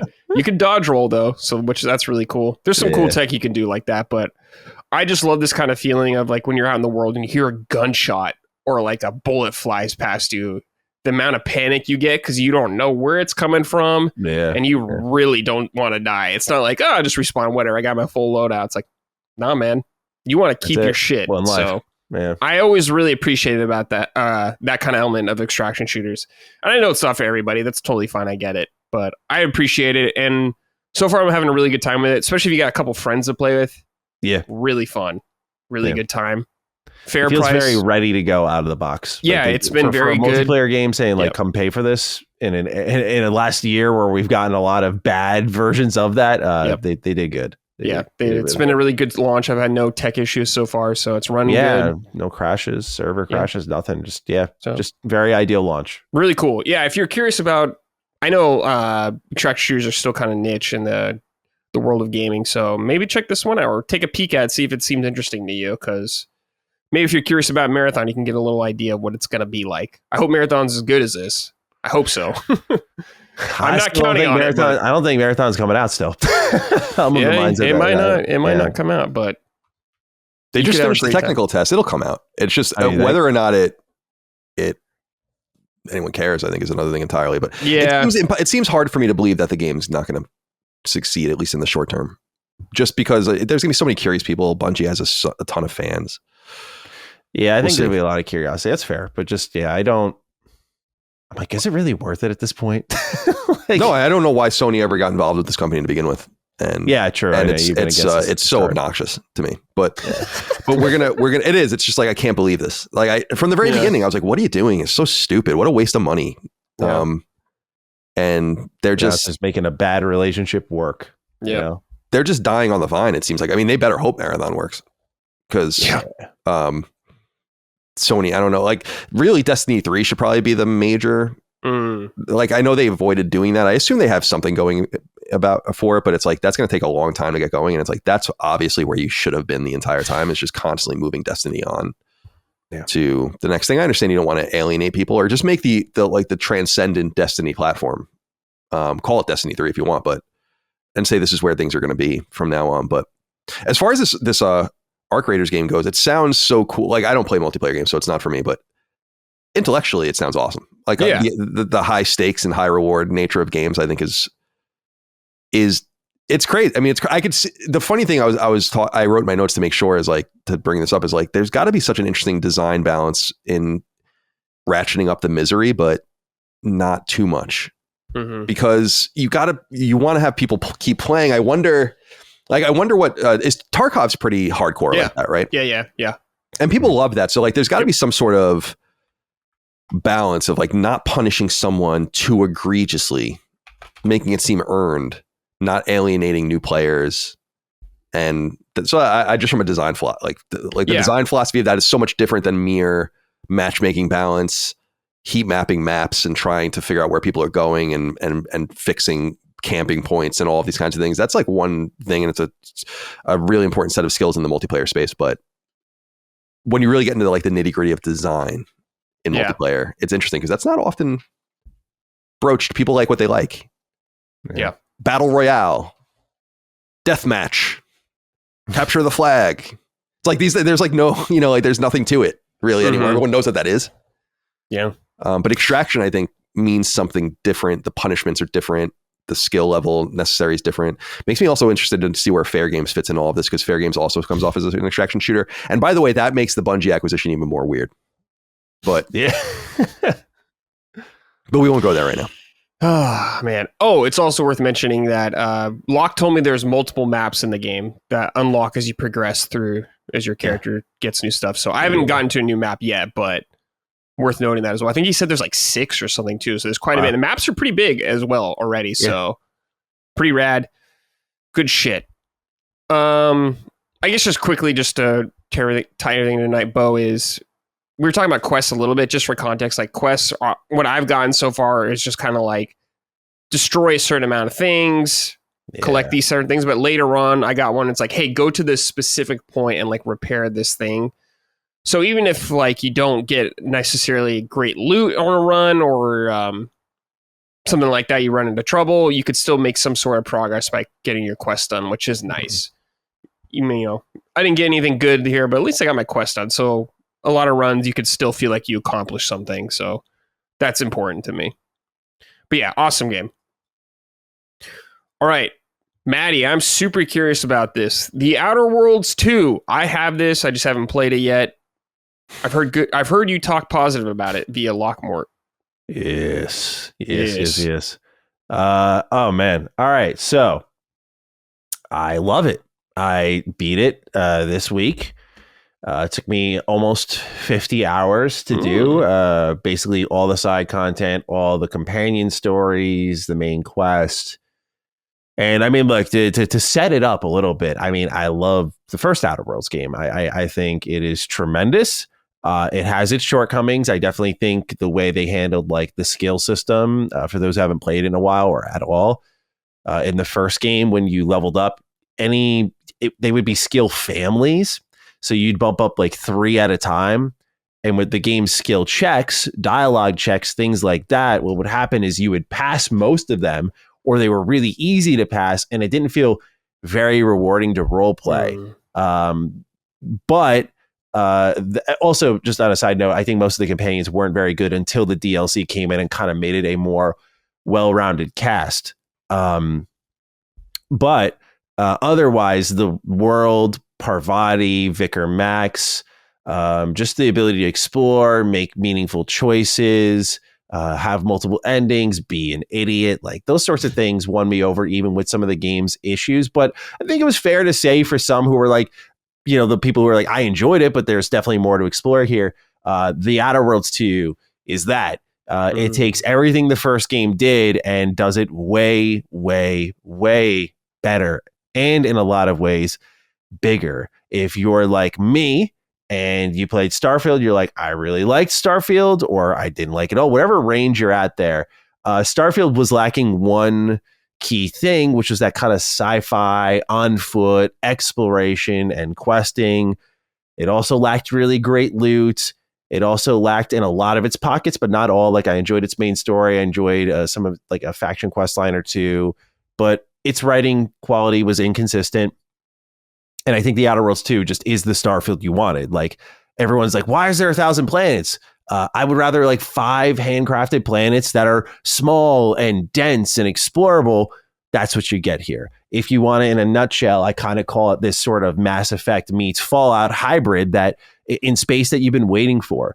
And no doubt it is the closest we've gotten from Obsidian to a New Vegas style role-playing experience. The way this game is always talking to you, reacting to you, the different permutations. I mean, I rolled a different character. I was talking to Locke. He rolled multiple characters and have been going side by side with them just to like, which like, I think because Locke doesn't believe it. Like we talked last night and he's like, I can't believe how great this is. And I said, I get it. When I was reviewing the game, I was getting a little scared. I was like, no fucking way. Like this game got marketed that badly. I was like, this is unbelievable. But Locke's like, yeah, I'm rolling 2 characters at the same time and they're so different. I'm like, only people who don't buy it do this. Yep. And I get it because when you watch the way they marketed this thing, I don't want to think it was fully egregious because I think like exiting the summer showcase for Xbox, the developer director, like, okay, I've seen all I need to see about this game. You kind of already knew what it was. It felt overexposed between like the IGN first program, like 2 months before that, where they got like a month-long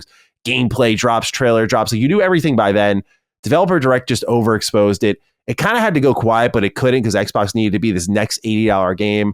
So yeah, between like the $80, the shitty Companions trailer, Obsidian just stepping on all these rakes, Xbox stepping on all these rakes, it became a very easy game to hate. And if I was Obsidian, I'd be fucking pissed because it's like, damn, bro, we actually like, made the game you guys really were asking for, like this New Vegas fueled experience. All right, so let me get deeper into it. Like, and the leveling system is where I look at Fallout New Vegas the most. It is the exact same leveling system. Like, if anyone shows up and they're like, this isn't New Vegas, I'm like, you don't know New Vegas then, because like it's everything from like how the skills level up, what they do in the world, how you can skill check things, how there's just so many unique solutions to everything. Every 2 levels, unless you get a certain flaw or a whatnot, you'll get a perk, and these perks kind of reinforce your build. And the build crafting in this game is crazy. Like, just the different ways that you could play. It's stealthy, guns blazing, science weapons, melee weapons, and the amount of unique loot that plays very differently from one another. And as many people know, for me, very important, looks different. Starfield. This game does that really well too. So even if you're like, I hated the writing, the Outer Worlds, and I hated how the characters talked, and I hated this, I hated that, I'm like, it's still a really fucking fun game to play, man. Like, cool. The Outer Worlds one, another complaint I had with it, straight out of the gate, was I was like, this game's way too easy. Outer Worlds 2 is not like it's going to stomp you out or anything like that, but like, it's difficult at times. You know, the firefights will like take out your health and you'll have to heal, but you can't overheal, because if you do, there's this thing called like a toxicity bar. So every time you inhale the drug that heals you, this bar fills up, and once it maxes out, you can't heal until that thing completely empties, which takes a while. So it's a really balanced way to approach, you know, basically because by the end of the game, you have so many healing resources, from food to the inhaler, but you can only use the inhaler in combat. And so it just is a really great way of making sure you're careful in gunfights.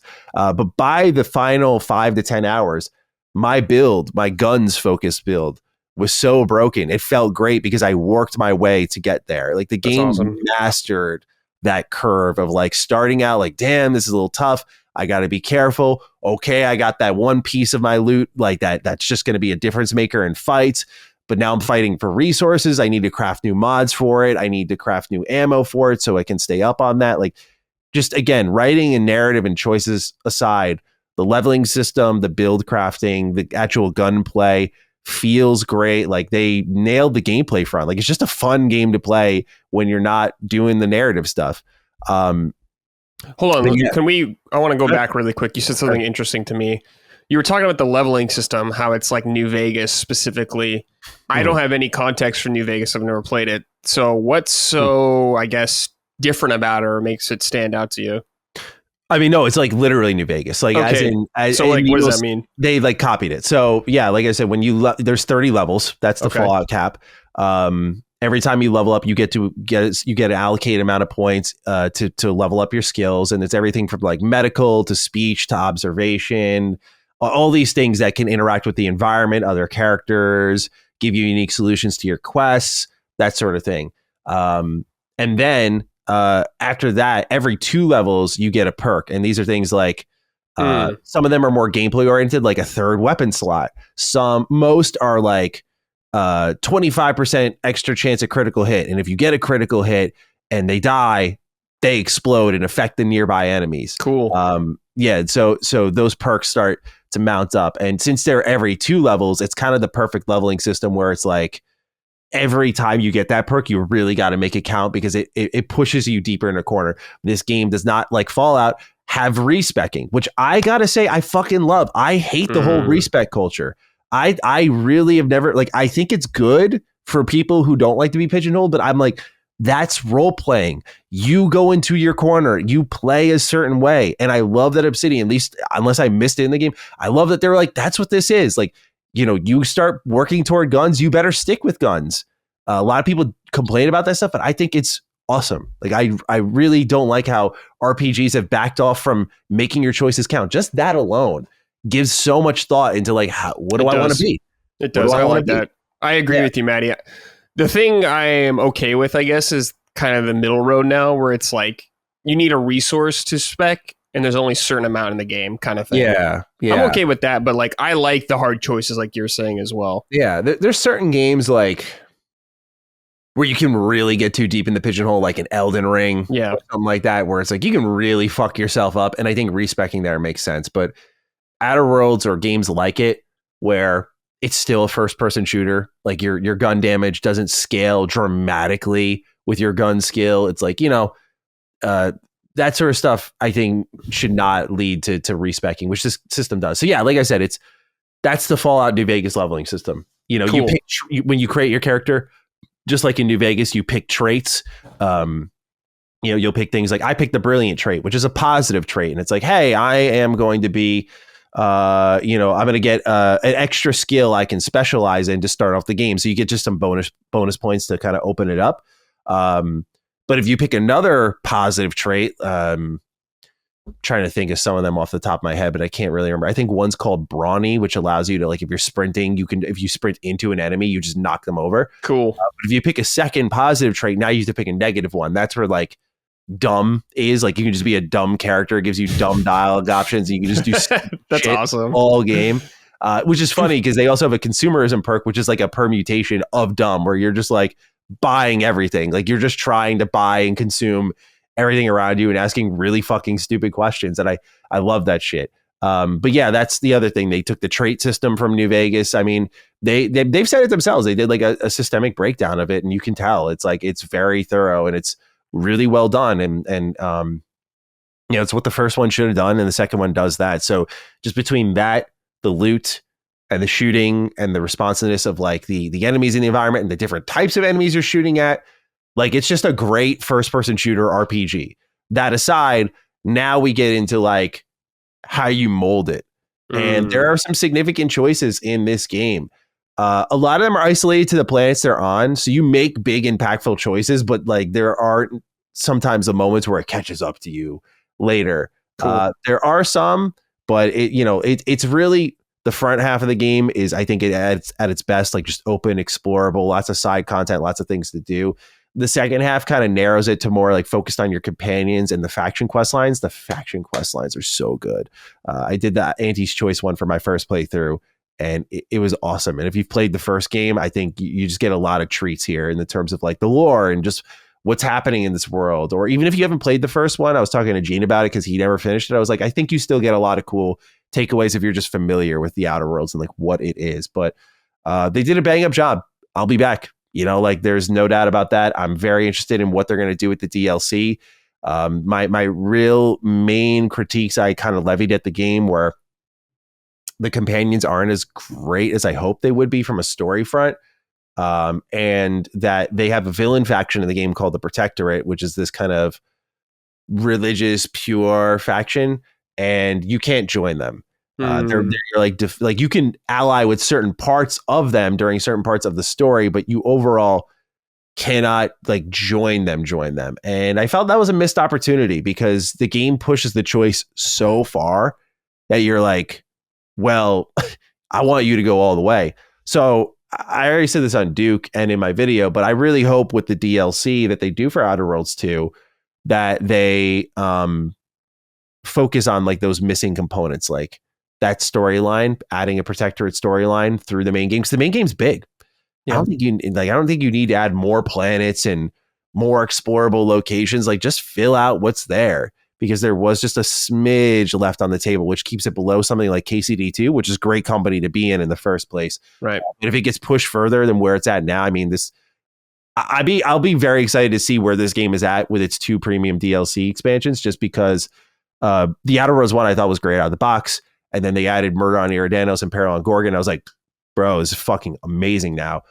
So I think Outer Worlds 2 is teed up in already a better way. It's already a much better game than anything that came before it with the Outer Worlds 1. And now they get to add to it. So I have a lot of confidence. And so in turn, what I'll just say to conclude is that I was very much not ready to plant my flag on either side of the Obsidian War, because I was like, hey, this company's delivered great games, but Avowed was this huge bump in the road for them. But otherwise, before that and after that, they haven't really missed for me. Everything from Grounded to Pentiment to the first Outer Worlds, New Vegas, South Park. I think it's really been since Alpha Protocol that this company's given me something where I'm like, this could have been way better. That was like 2010, I think.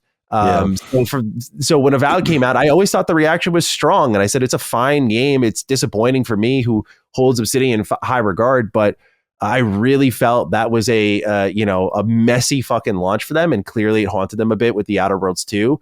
But now I kind of look at it after playing and beating all of these games. And I'm like, yeah, Outer Worlds 2, like this is Obsidian proper. And I'm very excited for at least this squad, what they do for their next RPG. And I think even the Avowed team deserves a little bit of like wiggle room, just because, I mean, you could tell that was a recovery project compared to this. I mean, just the quality difference is insane. And I think a lot of people ended up looking foolish trying to over defend Avowed and acting like this is improper. I don't know what you guys are talking about. I'm like, no, it wasn't. It never fucking was. And playing the Outer Worlds 2, it makes it abundantly clear that's the case. So now Avowed to me is that bump in the road. We know why it happened, how it happened.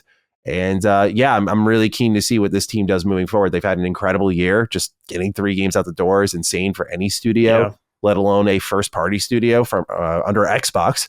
And so they're going to probably go quiet for a while, but they deserve it, man. I mean, that's an incredible year. So I'm just excited to see when they show up next, what it's going to be. Is it going to be Outer Worlds 3? Is it going to be Fallout? Like, what's the next big experience? You know, there's a lot of question marks surrounding them. So that's everything I got for you on the Outer Worlds. Okay. I have questions for you, but first I'm going to read this from MTO. Hey, Summoners, what a great crew. My question is for Matty. Impressions of the Outer Worlds 2 from you and others from the industry seem positive across the board. Do you think the writing is something that will age well? Sometimes I think the goofy, irony-laden, capitalism bad writing of the Outer Worlds 1 and marketing material could age similarly to Borderlands, where consensus will be cringe a few years down the line. Personally, it already makes me cringe a little. How do you feel about the tone? Great question. I imagine by now, if you've listened to any of my content, you know I'm like deeply writing sensitive. Like I that's just who I am. Like, yeah, when characters or writing is cringe, like I'm the first to be all over and be like, I don't really feel the Outer Worlds 2 actually has that problem anymore. It definitely, I mean, it's still got a lot of that tone. Like there are moments where, okay, for example, Auntie's Choice is a combination of Spacer's Choice and Auntie Cleo's, the companies from the first game. And part of their backstory in this game is like there was an aggressive takeover and there was a merger and acquisition that occurred that brought Auntie's Choice to take over Auntie Cleo to take over Spacer's Choice. I think that just knowing the situation with Xbox now and forever is deeply funny. Because you can hear throughout the game, Obsidian's clearly taking the piss out of that and what's happening in the games industry. And I think there is something kind of historical in that sense. But I think the way they handle the humor is a little differently now. And I'll get into why I don't think the writing style is bad anymore, because I'll just go to the end real quick and say it's much more serious. But there's a war happening in this game. Like Auntie's Choice has invaded this Arcadian system and they're on the assault. Protectorate's on the defensive. Order of the Ascendant is like this, other faction that's trying to, like, they're thinking their way through it. They're kind of like the Jedi of the world. They're trying to think their way through. Peace will solve everything. And their lack of action gave birth to basically the Sith, the Glorious Dawn, who's like religious zealot faction that just, wants to go crazy and just kill everything and worship the rifts that are spawning everywhere. But as this war is happening, the funny thing is, like, you'll find these anti-choice soldiers talking about how, like, they have to pay for their own ammunition to use it in the war, which I'm just like, I think that's hilarious, but it's a war. And I think that sort of grounding tone for it is a good blend of ridiculousness and seriousness. Like, these characters that surround you are serious and they do have, like, dark backstories. The problem is the companions are really predictable, but yeah, it's still Outer Worlds kind of, dark humor, like you'd expect from something like a Fallout.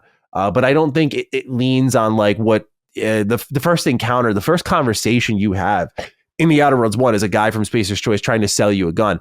I think it's a great tone setter for everything you're going to get afterwards. So I don't mind it, but it's not like you get that sort of thing. It's about a war. And so it's this mixture of like the seriousness and the offensive of like pushing this war forward and the heights they'll go to. But also, like, I just tell everyone, like, that Auntie's Choice faction quest line is like the perfect representation of what this game is. It's like hilarious, but it's also like, damn, it's kind of fucked up. And it definitely pokes fun at kind of where big business is, big tech is right now. And I think that, in a sense, is timeless. So yeah, I think the writing quality is good in this game. Nothing really blew me away on like a Baldur's Gate 3 level or something, or where I was like, whoa, that was a moment. But it is that sort of, like, I think people oversell. We'll go back to New Vegas. That's been the comparison here.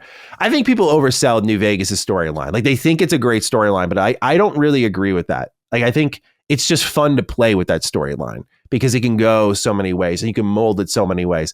The Outer Worlds 2 is a lot like that. You're not getting into it for this like deep, enriching narrative that's going to change your fucking life.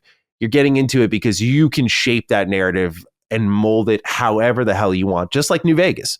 You know, you can determine who wins the Hoover Dam. In this case, I won't say what you can determine, but like it is that moldable, shapeable kind of story. And so I think the writing really leans into that a lot. And frankly, the fact that the quality of it is good for just how many permutations of situations there are. The only time I really raised an eyebrow at anything written on screen was some of the, default player choice options. Like that character voice did not sound like who I was trying to play as. And granted, there were options above and below that were more, I was trying to play as like a little bit more of a serious character, and I felt I could do that. But there are still some dialogue choices that are like, whoa, I hardly knew her. Or like just cracking some stupid ass meme in the middle of a conversation. I'm like, what the fuck is this shit? Like I do hope they stop that because again, they're overly defining a character voice, but it's to me, it started to feel like I was going to mention it more, but it felt like it was a nitpick by the end of the game. Sure. I was like, yeah, this didn't like affect me at all. And again, as someone who's writing sensitive, I feel like if this isn't bothering me, probably won't affect any of you guys. Okay. It's weird. This game is interesting to me because it seems like no one's really talking about it. And from what I've seen, it doesn't seem to be getting any kind of momentum, unfortunately. I mean, I'm just looking at Steam charts and the peak was 13,000, which isn't great, I guess, for a big game like this. Yeah. Do you think, I guess, lower than Avowed, I think, by the way. Yeah. Yeah. I do think it's just like a lot of unfortunate events for this game because the game sounds great from what you're saying to me, but it seems like it's not getting the recognition it deserves for its quality. Do you think that's part of, I mean, I guess the legacy of Avowed and how this game was marketed and stuff like that? Yeah. I mean, like, I don't want to kick the hornet's nest on like politics and shit, but like when you're art director is going to battle with fucking Elon Musk, like you're gonna piss a ton of fucking people off, dude. Like that was a huge mistake. I always say I can't believe someone would ever do that to an entire studio like that. Unbelievably selfish. Mm-hmm. And yeah, you're definitely still feeling the echoes of that. I think a lot of people lost some respect for Obsidian in that moment there, just as a whole, because like this guy caused a whole ruckus multiple times. You know, that Avowed had a really bad lead up too, though. The same guy said when Cog and I were interviewing him, he was like, yeah, 30, he's like 60 FPS doesn't matter for a first person game. And I remember like sitting there going, oh boy. I was like, that's the genre it matters most, in my opinion. That was a question Cog asked, so credit to him. But yeah, I think the hangover from Avowed is still real. I think what has turned around with the Outer Worlds 2 is people have accepted it's good, but I don't think that's going to make people buy it. You know, it's, I don't know how you get out of that sort of situation, man. But like once the people have made up their minds, it's really hard to change them. And I know like Xbox and Obsidian were no doubt like a bit panicked about this, but look, dude, like there's so many fingers that you can point. It was death by 1,000 cuts. Like, sure. I mean, I also look at the $80 situation because going out of that developer direct, again, the excitement and interest in Avowed was there. Or not Avowed, sorry. Outer Worlds 2 was there. It was not as big as the first game, but it was there. Mm-hmm. When everyone saw it was $80 to $100 to play this game, they were like, get the fuck out of here. Even I, who was like, dude, I love Obsidian games, but like, you guys have to upgrade seriously. So Xbox's greed reached over a line. And I think some of this is also a reflection of just how people view Xbox right now. I think, you know, this is the high profile exclusive to end the year for them. I think a lot of people want to stick it to them, and I'm not surprised. And I, frankly, for a company that's jacked at the prices and lied from both sides of their mouths and their shell themselves, I don't blame people for wanting to take it to them. I just feel bad because Obsidian's kind of fallen in that crossfire, but it also had a bad wrap up to its marketing campaign. You know, like you don't antagonize your fans by being like, no, you can't sleep with them. Like Obsidian, you know, when we interviewed Carrie Patel, who directed Avowed, we asked, you know, Cog asked her, like, tell us why you don't have romance in the game. And she was just like, yeah, it's just one of those things where if we feel we can't do it well, we're not going to do it because it would hurt the game. And I deeply agree with that. I think so many games shoehorn in the like, let's have sex with each other and this will be great because like that's what you're here for. And it's like, no, like meaningful relationship building is sorely overlooked in RPGs. And so I'd rather you not do it at all. I think that kind of answer is a lot more mature and well-spoken and reasoned than Outer Worlds 2 going, no, you can't sleep with them, which I don't give a fuck about. I don't care about game romance that much unless it's superb like KOTOR or something along, or Witcher 3. But when you have a lot of people who are like COG, who really value that and are like, that is a big reason for me to buy the game because I know I can get to the end of that road. Dude, that like fucking pisses a ton of people off. And any marketer in any room would be like, that's not a good idea. Like, why antagonize the people who are trying to get to spend money on our thing? And I just think between that and some of the writing that you do see in the game, I think Obsidian has, if I were to blame it for anything, has embraced a level of meme culture that they need to get out of their system because it's just been like you're taking the piss out of people too much. And I think most people would warm up to it, but because of what happened earlier in the year with Avowed, they don't think you're joking as much now. It's not haha funny as much now, even if people like me get what you're trying to do. So, yeah. I mean, yeah, like I said, it's death of a thousand cuts. A lot of things I think led them to this moment. It's a shame because Outer Worlds 2 is a damn good video game. Top 10 for me this year for sure. Damn, crazy. Colin, do you have any interest in this game? No, but I did play the original Outer Worlds for maybe 15 hours or something like that back in 2019. And I did like it. What I remember about the game, I lost track of it, by the way, because that was when I was moving to Virginia. And there was a few games there, but I never beat Borderlands 3, which came around in the same time. And a few other things. I just kind of got distracted. But what I remember about it and what I remember really liking about it was that I was playing almost entirely non-violently and the game was letting me. There were obviously things I had to do in combat, get from point A to point B and all the rest, but the game was really quite accepting of a non-violent speech-based route through it, which is definitely something I remember about it. And I like that. And that's why a lot of people have recommended to me other games like Disco Elysium and stuff like that, because I think that kind of stuff's fun. And Pentiment is a game that doesn't have combat, obviously, but it is all about the silver tongue and all of the rest. And I think that's fun and they do it well. I will say this in their defense and in the Outer Worlds 2's defense, like, because I'm not going to play it. There's just too many. I would have to go back and beat the original Outer Worlds. Maybe I'll do that one day. I do own it, but I think that a game's performance these days is not necessarily reflective of its quality or even of its value to a certain market sector that would definitely have played it in a different era. A game like this would come out in the PS3 era and would have some space and time to find its way, find a market, sell a few million copies, whatever. And I just think, and I was saying this about Chronos earlier in the year, just a little early in the year, where it was like, this game in a different time would have been huge. There's simply not there's just no room for these games. There's no room for almost anything.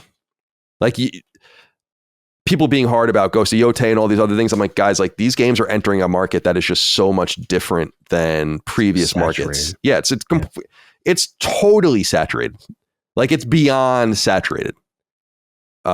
It's wildly untenable. And there's going to be some sort of studio contraction because of this. Like there's no room. So I just think this is the first generation of games, in my opinion. I've said it many times where I'm like, games are falling through the cracks for the first time. Like that never really happened before. There's no mystery SNES game that everyone's like, oh, how did we miss this? I'm like, we knew about all of them. Like, because there was a reasonable cadence. And now you have as many, I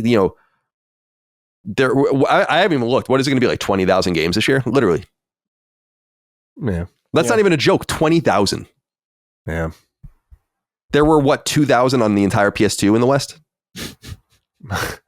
This is what I'm saying. Like there's no room for, and this is what Charles Zelnick has said, is like, good is not good enough anymore. Like you have to have something uniquely special about your game. And even if you do, you're probably going to lose anyway, because everyone has a backlog. Everyone's waiting for discounts. The economy is bad. There's just a bunch of things working against it. So, and Game Pass obviously is diluting their numbers too. So yeah, sure. I think that definitely has an impact. Brad you were playing what, Brad? Tormented Souls. And like, I looked it up because I was DMing Brad. I was like, what is this game? And I see it and I'm like, oh, this is totally up my alley. It's like this old school survival horror game. And that's the definition of like, that was something that should totally be on my radar, but fell right through the cracks. Yep. First one looked like it sold decently too. I was like, oh, yeah, interesting. Well, I think all three of us, like, we're all prodigious video game players. And I'll say I play for at least 5 hours on an average day. Right. Mm-hmm. And sometimes more, sometimes a little less, but that's a lot. Like I eat dinner and then basically I'm in, like, if there's no football or hockey on, I just play for the rest of the night. Yeah. And I can't keep up with shit. So how are normal people games? I haven't played Silent Hill yet. I haven't played Final Fantasy Tactics yet. I never played that game earlier in the year, The Altars, that I really want to check out. I haven't played Shinobi yet. It's just like, I don't know, man.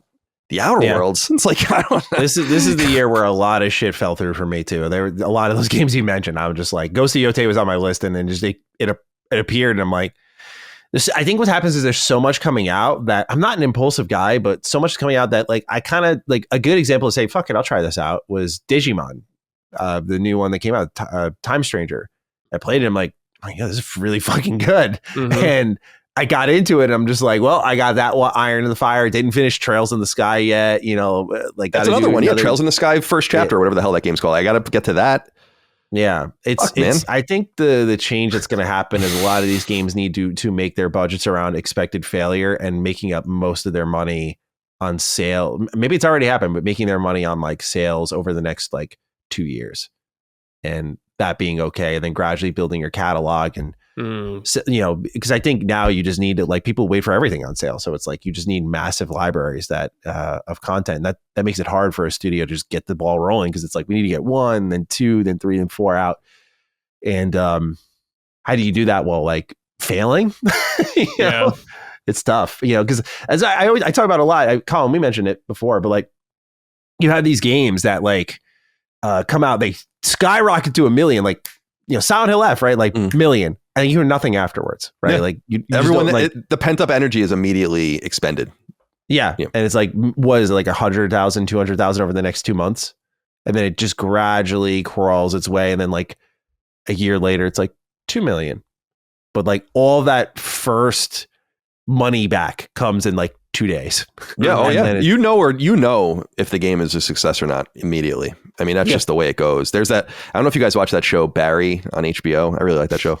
It's like a dark, really dark comedy. It's really funny. But there's a whole arc about them making fun of that, like where they release a series on this fictional streaming platform, and then like before it even comes out, it's already canceled because like the algorithm is not liking it, and it's obviously going to die on the vine. And I think probably pre-orders say a lot too to a studio. I mean, that's probably why The Outer Worlds was dropped in price, is because they were freaking out. Oh, yeah.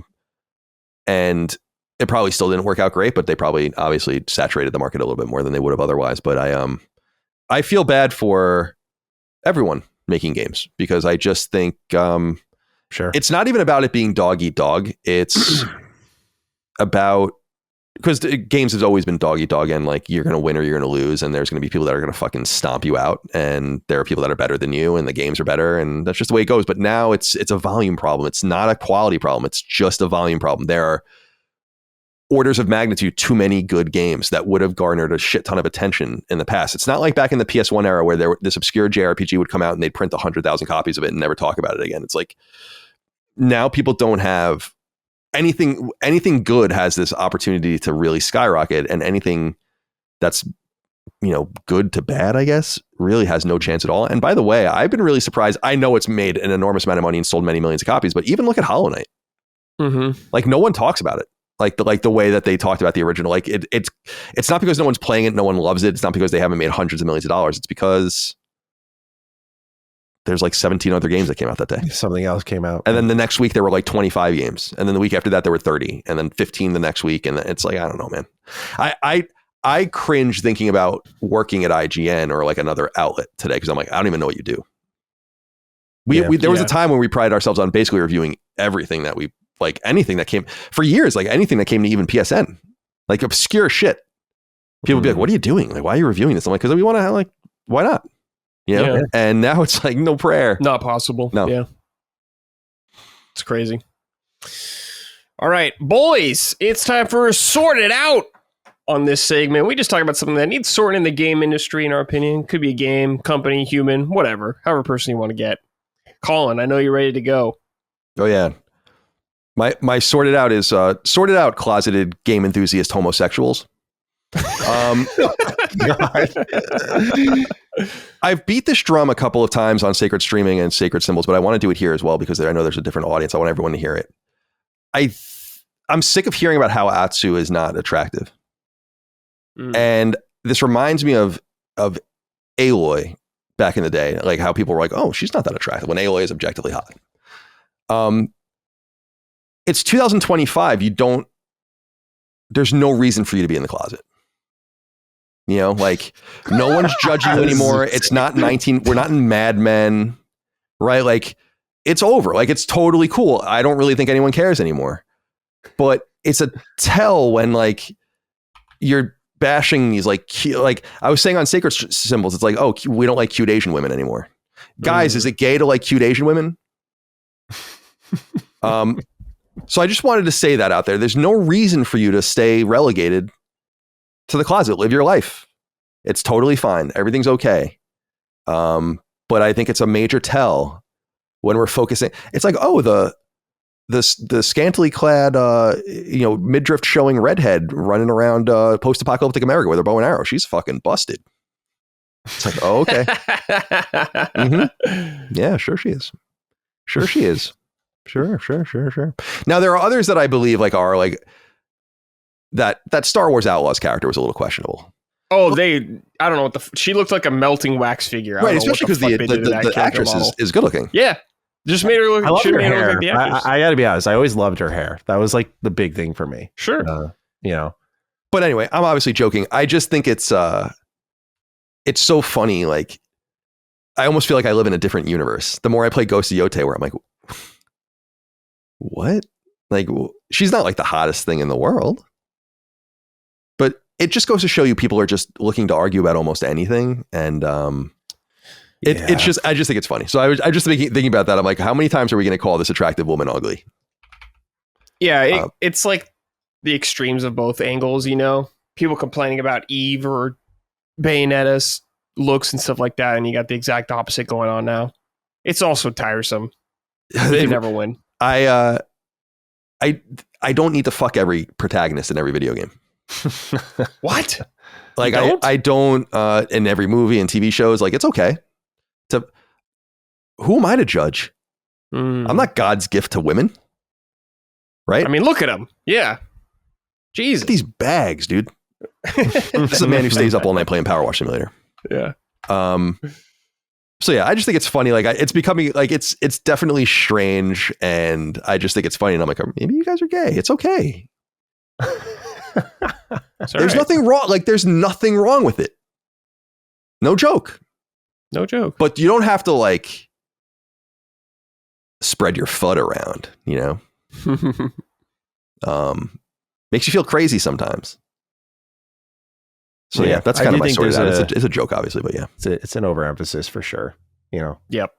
Tomb Raider got it. I was like, really? Lara Croft? Yeah, like, what are you talking about? Like, I thought she was like the definition of like the busty, attractive female protagonist. And so... And she looked great. And she looked great in the new ones. Like that was the funny thing is the like, games. Yeah. I think they were talking about like the show. I want to say. I haven't seen it. I don't know. I don't have a lot of context for that, but that's what I remember. Yeah. But whatever. Yeah. I don't get involved because I'm just like, yeah, sure. You guys fuck who you want to fuck. I don't care. Yeah, that's exactly right. I mean, that's exactly right. But you don't have to pretend that Atsu's not cute. Sure. And you don't have to pretend that Aloy is not a good looking woman. Like, come on, man. What about Mary Jane though? In Spider-Man? Yeah, MJ. I mean, they made MJ a little worse off for wear, but Rocky Dennis, as your wife likes to say. Yeah. Mike is more into like that I am, where it's like the character is busted up looking. I'm like, who cares? Like, Yeah. I want to play of different sorts of people. Not everyone has to be Eve. Sure. From Stellar Blade, or obviously Jesse from Final Fantasy VII. Yeah. Keep those girls coming though. Yeah, they have a place and they have a time. Yeah. Jesse, best girl. I mean, please. She is great. The Eris Tifa thing, it's very tantalizing, and but it's a distraction from the real answer. I don't know, man. Anytime I set eyes on Tifa, I'm like, my world becomes clear. Yeah. No, she's incredible. Remake Tifa is a different beast, man. Rebirth Tifa, man, they figured it out. They did a great job. They sure did. All right, Matty, anything for you this week? Yeah, mine's a little more PG. Sorted out Fallout Day. Damn. I went on a 20-minute rant on Duke this week about it, so I'll try to keep it brief. But if Bethesda was even like half of a competent publisher for this franchise, the amount of money, and Xbox in turn, that they could be making would be incredible. But all they did throughout this entire show was just shake us down for money. Here's your Fallout anniversary statue. It's of New Vegas, the thing that everyone wants a remaster for, but we're going to just give you a new statue and charge you $100 for it with a code for Fallout New Vegas on PC that you can't redeem until next year. Unbelievable. They give you Fallout 4 anniversary edition, and it's like, okay, cool, you're celebrating the 10-year anniversary. Like, that makes sense. Like, what are you doing? And they're like, we're giving you all the DLC and the creations together at once. And I'm like, you literally gave us that with the Game of the Year edition a few years ago. Like, is it not a remaster? No. Because I know there's current versions of it, right? Current gen versions of it. They did the next gen version for free last year. So, okay. Yeah, this has all been done. So they did not add anything to the game. They just opened it up where they're like, creations are coming to Fallout 4, which is like, I would love Bethesda to have the self-awareness to be like, I get what they're trying to do. They want to support. It's like a catch-22. They want to make money off of their community. Like, that's the truth. At the same time, their community does really great work, and it's like us making YouTube videos for free. Like, eventually you want to, the ad revenue is kicking in. Oh, I can make some money off this. Oh, can I make a living off of this? That's what creations do. So I don't begrudge creations as much as most of the community, because I really do think there's a nuanced conversation to have there. But basically, Bethesda just shook people for their money. There was no Fallout Season 2 stuff. 76 already had all its reveals done a month before, and I'm like, this could have saved this show where everything Fallout was already happening. So why did you do that in September when I was like, oh, they were doing it because something's happening with the TV show? Nothing happened with the TV show. So they just hustled a announcement for 76 and it's PTS and everything just because. So now we know Wong Goggins and Burning Springs are coming to Fallout 76 in December. And I was like, why didn't you save it for this show?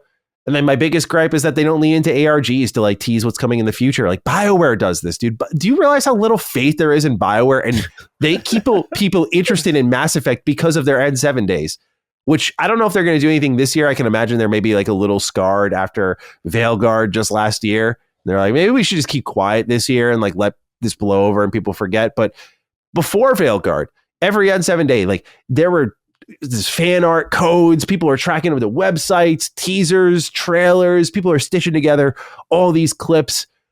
It's a whole effort, and it's great free marketing because people like me who give a fuck talk about it because we get excited, and in turn the fan base gets excited, and it's like a really cool moment.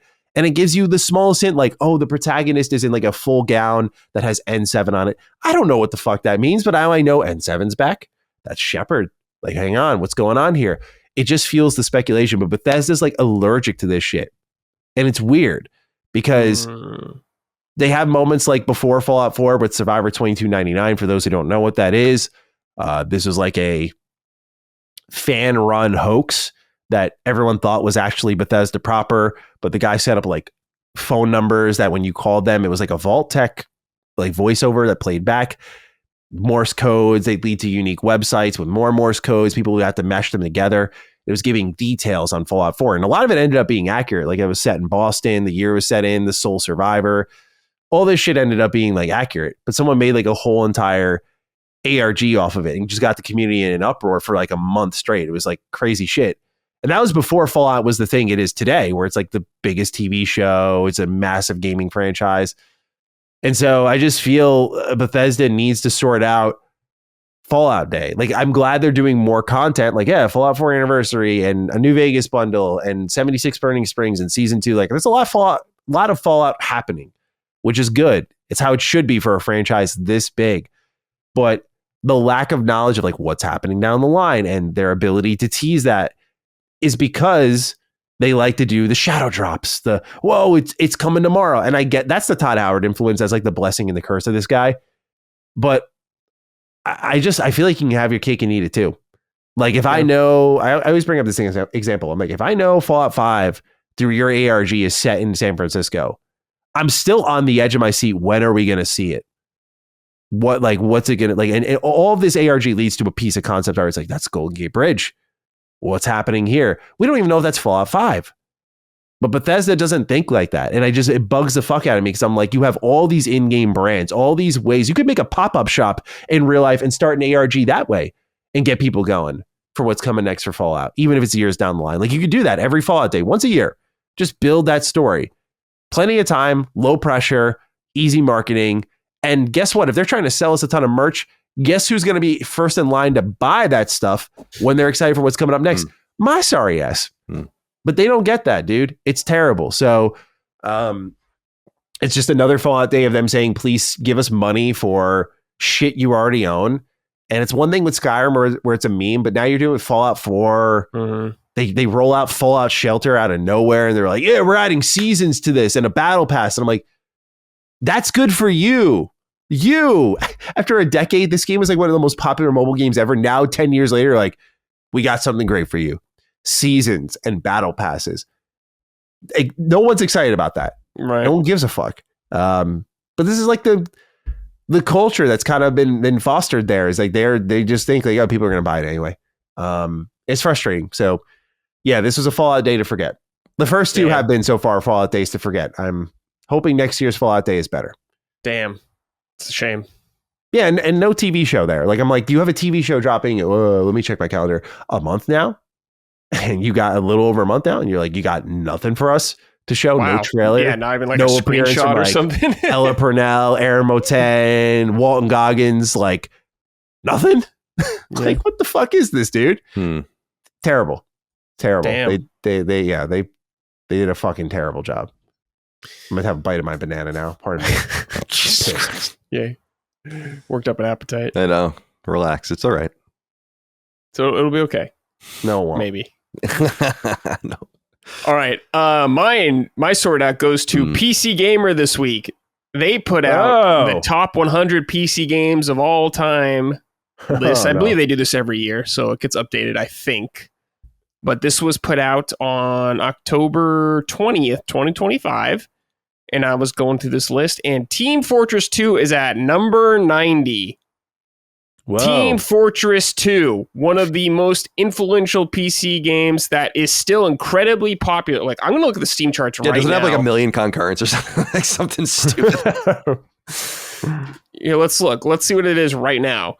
24-hour peak, 53,000 people. This game's, I think, 18 years old now, by the way. Wow. Oh, yeah, it was in the orange box, wasn't it? Yeah. Wow. Yeah. 5 games, 1 box. What a deal. Anyways, this is one of the quintessential PC games when people think of PC gaming, and it's still incredibly popular today, and you put it at fucking number 90, dude. What are you doing on this fucking list? Putting Subnautica above that? I love Subnautica, but like, come on, bro. Let's get real. Thank you. Thank goodness you're here. Master Chief Collection above that? Come on, dude. Like, I'll show you here. I'll send you guys this list so you can look at it if you want as well. Also, World of Warcraft is not on this list anywhere. Really? Well, nowhere. What is the, I don't think there's a single MMO on here. Where's the link? Oh, sorry. I put it as Dustin's thing. Here you go. There you go. Thanks. Yeah, and I wouldn't be too much to judge PC stuff. No, I mean, I've had to make lists for work and stuff in the past as well, and I understand you're going to piss people off no matter what. Oh yeah, definitely. I mean, I wonder what the how we make the list: quality, importance, and freshness. So 60% is quality, 20% is importance, 20% is freshness. How unique is it? Yeah, it's tough. It's tough to make these kinds of lists, but I also. But number 90 for fucking Team Fortress 2? Are you out of your mind? No World of Warcraft on here as well. It's a weird list just in that it seems like the recency bias is crazy. Like Baldur's Gate 3 number 1, Disco Elysium number 2. Come on, man. I saw Disco Elysium. Witcher 3 number 4. I don't think so. But it's also. Fine. Oh no, go ahead. No, I was gonna say I just find that hard to believe that those are 3 of the 4 best PC games. Yeah, and it's like you got Dark Souls at number 24. Fine, but you have Dark Souls 3 artwork for the key art thing you're showing here. Sort that shit out, guys. By the way, get your shit together, PC gamer. By the way, I forgot to say this to you earlier. Yes. Dustin dressing up as Leon after Jimmy had already dressed up as Leon the year before is the funniest thing ever. Laughed his ass off. And you have to, so you have to dress as Leon next year. I was saying that on Sacred Symbols, like you have to dress as Leon. Now I have to, or someone does to continue it. Someone else has to. Yeah, if not you, then someone has to dress as Leon. Someone has to be Leon. It has to be RPD Leon as well. Right. Both times.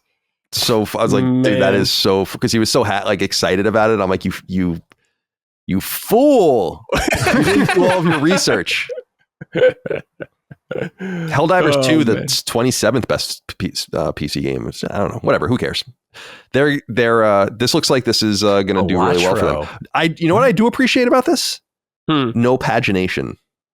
Because when I was at IGN, man, we would paginate the shit out of these things. And we would just harvest and harvest and harvest your views. Yeah, didn't you guys do like every day it'd be a different game you would show off or something? Yeah, and like it would be on its own page. Yeah. You know, and so like it would be like IGN.com/top100/1. IGN, top 100/2. Yeah. Oh, you sons of bitches. It's fucking crazy, man. I'm just looking at this list. They have one Final Fantasy game on this list, Colin. Can you guess which one it is? 15. No. Is it 15? No. Oh, 11. No. Well, 14 then. No MMOs. No MMOs. 7? It's 10. 10? Yeah, that's what I was like. 10 when I saw that. It's 10. Okay. I mean, all the Final Fantasy games are on PC, so that's just an interesting one to. Yeah, out of all of them, you're gonna pick that one. Like, I like 10, but dude. Yeah, I thought 10? When Matty said 15, I'm like, oh, is it 15? And then you were like, no. And I'm like, all right, so it's the shittier, like the older MMO because they're nerds. So I was like, 11. I was thinking a combination of New Age, but also 15's PC port is actually like really good. So I was like, I can see a world where they're like, yeah, this is awesome. Yeah. I'm like, 10? Okay. All right, guys. So I feel like once you do these big lists, like top 100, you kind of, I don't know. There's no way to do it right. Like you got to keep the list smaller. Like I did top 30 RPGs, and even that was like, a certain point. Once you get to like the deeper numbers, like once you're out of, I feel like 20, it's very hard to be like, so what's my mood that day? I don't know if they said this in this article. Also, Counter-Strike 2, 65. Like, why not just Counter-Strike in general? Why do you have to do 2? Like, I haven't played 2, but like, for Counter-Strike, regardless, that seems pretty high. One of the most influential and still beloved FPSs of all time, a PC classic. You don't even have Counter-Strike 1? It's fucking crazy, dude. You have Diablo 2, though, at least. That's on there. 64. They have Knights of the Old Republic 2, Matty, at 62. Above Counter-Strike. I mean, the unfinished game. Shut up. Stop that. All right. That's enough of me shitting on PC Gamer. All right. This is from Kevin Raffa. I have a sort out for Brad. We need Huber for episode 100. Sorted out, Brad. Okay. This is something I feel like I have to address every few months on this network. I want Huber on this show. It's up to Huber to be on the show. I will ask him to be on it, but don't count on it, guys. Just reiterate. I have to say this every few months. I want him on the show. He'd be great. Hopefully we can make it happen someday. Speaking of, that's coming up, dude. Like 3 episodes. Oh, yeah. Damn. Yeah, that's interesting. Do you have any? It's fucking crazy. Do you have any plans, or are you just going to kind of roll with it? I want to make it a big deal. I'm not exactly sure what I can do. I mean, obviously Huber would be an awesome thing, but I don't know. I want to do something a little different, because LSM, we usually don't celebrate anything. No. I mean, we did live shows for like big sacred. Yeah, we did live shows. Yeah, we're not doing that anymore though. For like I was thinking because 400's coming up for us too. I think it's in March. Mm-hmm. Like we'll do some live stream or something for it, but nothing crazy. I like to do like some special stuff. Like I do the holiday. I did the Christmas episode. We did the Halloween one, the second one. So I'll do another Christmas one this year as well. But I like to do a little bit of stuff like that for Summon Sign. Because no other show does that here. So we'll keep it special. All right. This is from Trey Peroth. I guess that's how you say it. Greetings, Summon Sirs. I like to issue a strong sword out on Nintendo and more specifically Game Freak. Matty looks pleased. Matty did a very fair and balanced review video about ZA. I'd love to hear a little bit how you all might feel about the fans, in my opinion, getting taken advantage of with each release. Maybe a little spicy of a take, but I would still love to hear your genuine thoughts nonetheless. With Pokemon being such a giant IP, I feel like we should be demanding much more from them. In this moment, the sky is not, but should be the limit with the franchise. Very, very curious to hear Colin's thoughts on the matter since we don't get him talking about Nintendo very often. Thanks for the great and consistent content. Well, I mean, who's getting taken advantage of? You guys are the ones. Is someone holding a gun to your head and making you go buy this slop? No one's making you buy it. First of all, yeah. No one's making you buy it. I've been complaining about Pokemon games since Diamond and Pearl. So yeah, I was a little bit. That was one that made me quit. That's so funny. That's I was over it after like Heart Gold, Soul Silver, and there was like a Platinum. Yeah, like reiteration, like 2010. I think that was like that was literally. So it was 15 years ago. I was like, I can't do this anymore. And those were, I think, much more high quality. Towards like the hardware they were running on than the shit you see since. Where I'm like, damn, dude, this shit looks like garbage. Yeah. Like seriously, like I was saying this to Micah because she's not a Pokemon person, but I'm like, how we were talking specifically about the leaks from Game Freak and how there's like a Pokemon MMO apparently in the works. And it's like, dude, how is it taking you so long to do that? What are you guys doing? It's so, and then why wouldn't you try to make very high quality Pokemon games? Like the old Pokemon games, I say this all the time when we talk about it. It's like the Pokemon games, Red, Blue, Yellow, ran on the Game Boy. Yeah. It was 9 years old by the time that the fucking Pokemon games came out. And they were awesome. They used the hardware well, the link cable and all the rest. And then you move on to Game Boy Advance and then ultimately to DS, and like these games are and these games are great. I mean, they're high quality, but they just never change. And what I've realized is that I don't think anyone wants them to change. And I think that the Pokemon Company and Game Freak and Nintendo realize, like we were talking about reinventing the wheel. Like, why reinvent the wheel? We released this subpar, low budget Pokemon mainline game. It sells 5.6 million copies in like a millisecond. Who's getting taken advantage of? It's what you want. Like people have to have the gumption to say like, we're not going to buy this shit, but they don't. And when you really think about it, and I think this is crazy, is like there's really no AAA Pokemon game. I mean, maybe if you go back to, we were talking about Pokemon Stadium earlier, which I liked too on N64. There were spin-offs, Pokemon Snap we brought up earlier, the dungeon games, but like there's no like, where is the really slick cartoon style Pokemon game? And people like would roll their eyes and be like, but why not? It's like it's huge. Mm-hmm. Spend a lot of money and make this really amazing that's frustrating thing. And they've just never really done that, and I don't get it. Go ahead. I'm sorry. I would say there's so much potential there to do really cool stuff, and it's just frustrating because it always feels like the bare minimum. I mean, less than the bare minimum in many regards. It's just like kind of insulting. It's like you have this really cool IP and a lot of cool shit you do or you can do with it, but it's just like, shit it out. That's what it feels like every time. Whatever. Here's like 5 new Pokemon. You're good to go. You don't give a shit. But people shouldn't, Brad, sit out there either and say like, but I'm insulted by this. It's like, well, then don't buy it. Exactly. Don't buy it year after year after year, and then maybe they'll get the message. Yeah. But you don't. I mean, consumer, like the consumer, with 2 O's. They don't. We're all that person in some way, right? Like I'm that way with the NFL. Like they're like, oh, Sunday tickets $450 now. I'm like, oh, okay. Right. You know, like, so I'm not like calling you people to the mat. I'm just saying, like, there comes I just can't believe this is my honest answer. I can't believe people still play this game. Because like when I look at it, I'm just like, this is literally the same thing. There's nothing differentiating about it except for the graphics and the perspective, and there's some in-game cool shit and more exploration, but it's really just a 3D version of the 2D games. And that's cool, and that's what people want. But if you're willing to just absorb the same game over and over again, then why should they try? You've kind of sent them a different message. And the shitty thing for them is Pokemon is like one of those, it's not just because it's big. It's one of those core ideas. It's what I say often about Fortnite. Like, Fortnite's brilliant because it's the metaverse of the metaverse of metaverses.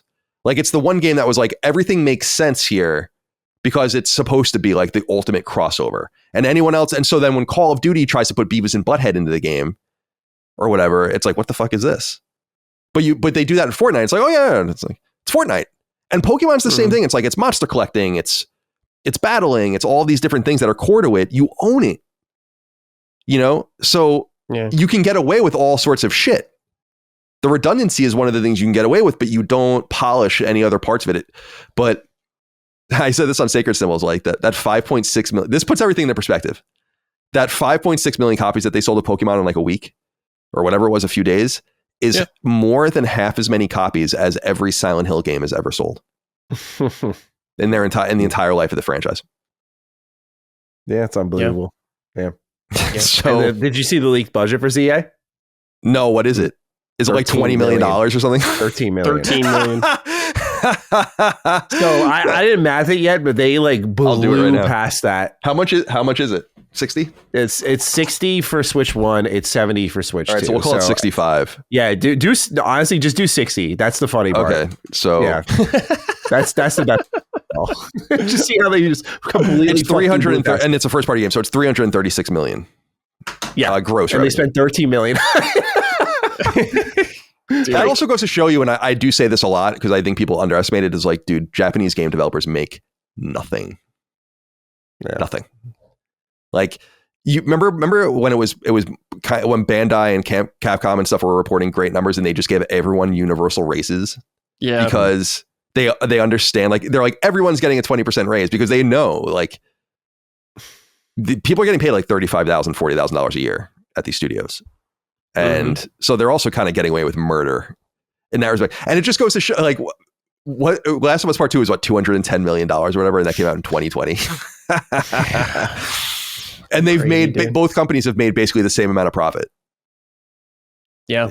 I mean, they're laughing all the way to the bank. You can't blame them, right? Yeah, but it keeps working. Yeah. That might be working. Dude, that might be one of the most, I mean, I don't want to say that. That's actually wouldn't be true because there were games that in the more modern era, that might be one of the craziest discrepancies between a budget and how much money the game made ever. Yeah. Because games back in the day were cost like a few $1 million at most on like the PS1 or the SNES, and then they would go on to sell a few million copies, and that would be serious money. But you don't see too much of that anymore. That's Nintendo. And the other thing is that they'll never drop the price of that game. So yeah. Good for them. Yeah.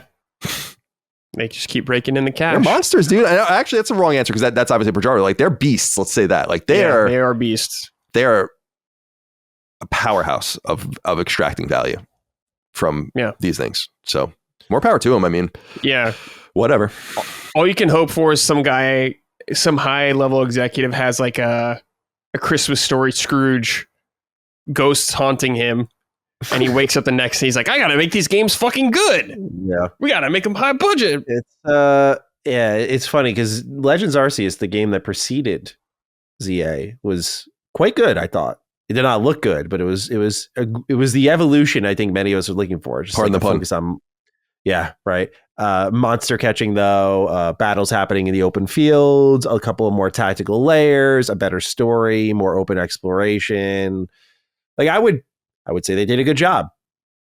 It's so funny to me how far ZA falls below that bar. Which, by the way, Arceus set a good bar. Like, set a good, like, this is what you could expect from this series. I'm like, cool. I can get down with more of this. Like, this could reinvigorate me as a Pokemon fan. And I looked at ZA, and I mean, this game is smaller, worse, less interesting in every single way. Like, the fact that you can Like Arceus has like 5 or 6 big fucking biomes plus a whole town, whereas ZA has one city that you just can go end to end in a minute and a half. No wild zones. They're city parks, and you can literally like, it's like going to a zoo. I think Cog made that joke, but you like look through the gate. You're like, oh look, there's like a Pichu there. You walk through the gate. You're like throw your Pokeball at it. So all the stealth mechanics from the first game are just like redundant now. Like it's a significantly worse game in every fucking respect, I think. And I get why people think it's fun, because like it's just constantly feeding you like rewards, and you know your research level went up and your Pokemon leveled up and you grabbed this item. But it's a mobile game, dude. Not like visually. I'm not even talking about that. It's design. It's a mobile game. It's just constantly like attacking your brain. Like, you did it. Yeah, you did it. Yeah, you did it. And if you see through that veil, which I did, I'm not even saying like high and mighty, because some don't care about that. But once you see through that, I'm like, man, fuck this. Like Arceus had the confidence to take its time, sit still, let you take it in, slow, stealthy. Like that game knew it was good. They knew they had something. This game, they're like, oh shit. Get them distracted fast. This is looking bad. And I guess kudos to them, you know, because they did figure it out.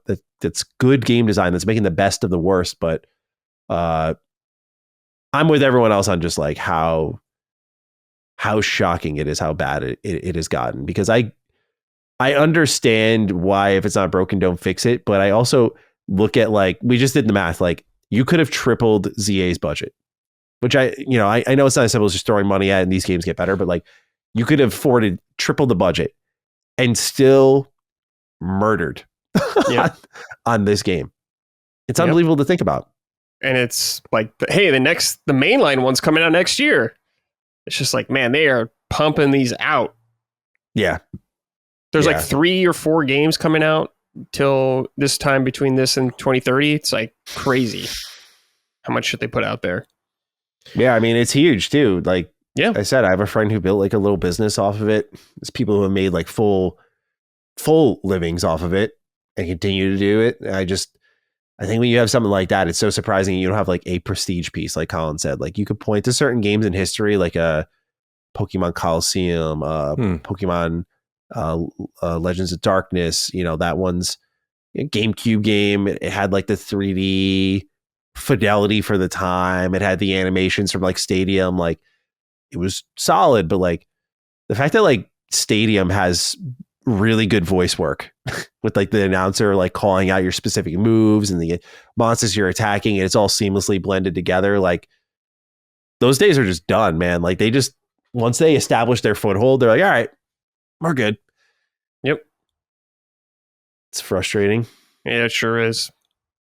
All right, this is from Brogan Troll. I'd like to issue a firm sorted out right into the void where EA and NFL never hear from me for their yet again long extension of the NFL license.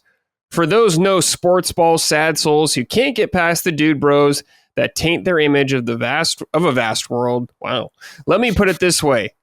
It's as if Ubisoft's Assassin's Creed team had the only legal right to have a Souls-like mechanics. Every time you log in, you'll get a pop-up page asking you to connect your Ubisoft account, yet you're going to buy it, aren't you? If you want Bloodborne 2 from Ubisoft's Assassin's Creed team, I'm afraid that it's the only product in town that can give you that itch. Colin, why don't you give these boys a New York minute on the allure of the NFL? Forget Final Fantasy Tactics. We've got Sid in real life from Tactics Advance throwing yellow flags each Sunday for everyone to enjoy. Oh my God, bro. There is a lot to say about this actually, because it is bumming some people out. They did renew, I think, to 2030. It's been 20 years now since the license was secured. Obviously, this comes on the back of Sega's NFL 2K5 that bodied Madden that year. And it's a really interesting story people can go back and read about if you're not familiar with it or weren't playing games at that time. Sega basically released an NFL licensed game that was $20 and everyone loved it more. And that series had been going for a while, since even the Dreamcast and I think even the Saturn. And so EA kind of got nervous and used their money and kind of just approached the NFL and locked down an exclusive license to the NFL for NFL simulation games, which is kind of what Madden is.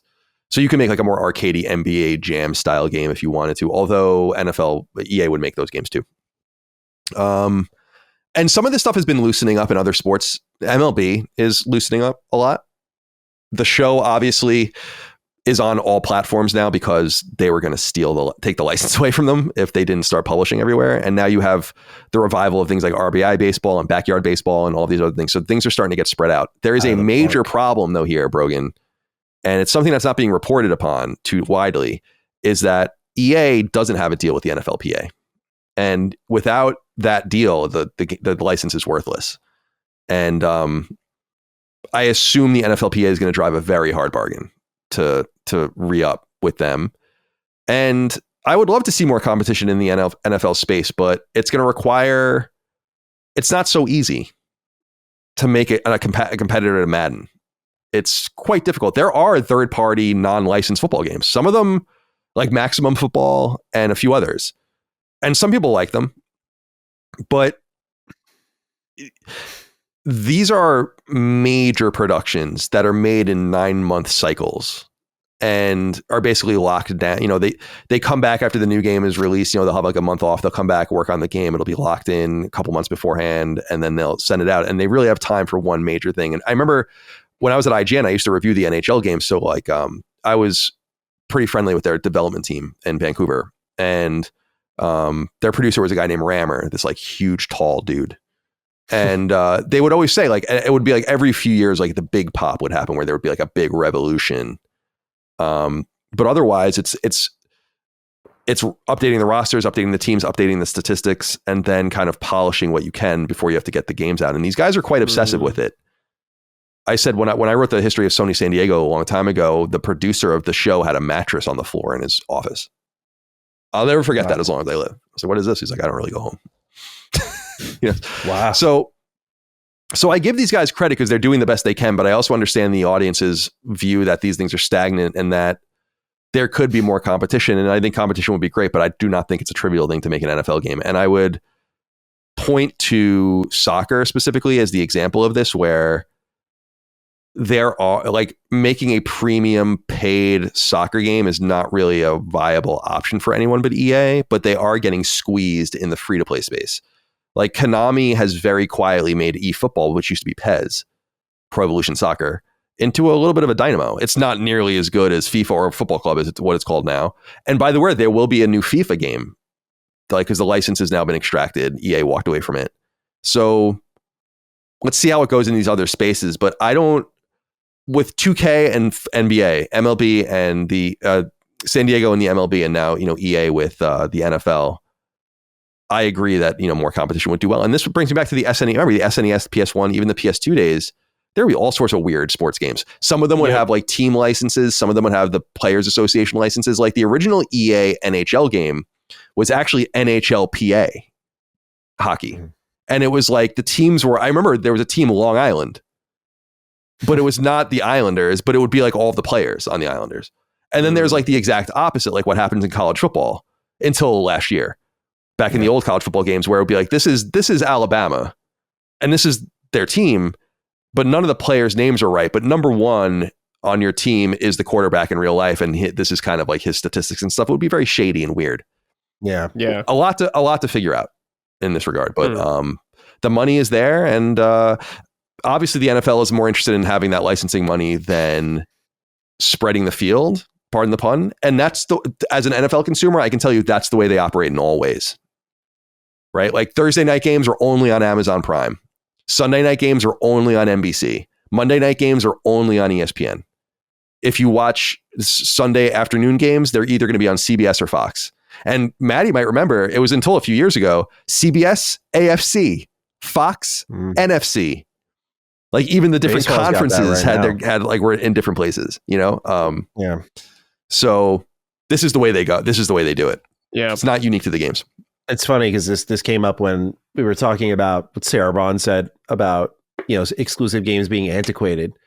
And I was like, maybe for you guys, but I said, when you look at like how sports does it, for example, I mean, I've been trying to keep up with the playoffs to the best of my ability, but like, you know, ESPN had the wild card and then like Fox had this, FS1 had that, and it's just been split up among series and teams competing, and there's no like local network anymore. So it's like I had an SMY subscription for the Mets, but like that doesn't carry over into this other stuff here. So dude, it's just like a major fucking pain in the ass. But it's just it's so broken up everywhere. Yeah, a lot of companies just, especially in sports and entertainment, just do business this way. You know, just sell the games to the highest bidder, or the series to the highest bidder. All right, boys, let's move on to the positives with Keep It Up. Stuff we're pleased with in the game industry. Mm-hmm. Colin, are you pleased with anything? Yeah, I wanted to say keep it up, people making fun of AI games. I don't know if you've been seeing some of the videos been going around. There's a specific video of like a shooter, it looked like a first person shooter in like a train, in like a subway station. Yeah. This is some of the worst shit I've ever seen in my life. And I'm not foolish enough to think that they're not going to solve all these problems and then it will be good, right? Like that it'll work at some point. It will. But to what end? I really like we need more games. Is that what we're suggesting? We need more shit on the market, more thing, and it should be easier to make, not harder. It doesn't even make any sense. These people have no skill and they're not an expert in any discipline. They put prompts in and do what they can with them. But I wanted to say this to the audience, and I have expressed this in different regards in the past, but I want to reiterate it. It is up to us to bastardize these AI tools as much as possible. An example is when the new Sora stuff came out and people started making all of these videos with Michael Jackson in them and Pikachu and all this. I'm like, yes, this is what you have to do. You have to fuck these things up, you know, make it like do the most outrageous things, have all the licensors go after these companies, and ultimately start obliterating and burying their ability to capture data and to iterate on what people actually want. You know, Family Guy, or like people did like entire South Park episodes in Sora, I think, before like the Paramount got to them and all the rest. So I just wanted to say, like, let's keep tightening the screws on this. It's not going to be a win ultimately. I understand this, but it's going to make it really frustrating and difficult. It's going to knock some people out of the game, and I think that that's good. I have no problem with an iterative, helpful AI that helps you do research or helps you write even a thank you note to someone, or it does like, it's like, whatever, man, do what you got to do. But outsourcing creativity is so fucking lame that I can't even wrap my mind around it. If you can't draw, learn to draw. I can't draw. I'm not going to pretend that I go into Sora or Grok AI or whatever and have it do something that I made it. And this was something I said in our staff Discord to Hogue, and it's something I want to explore.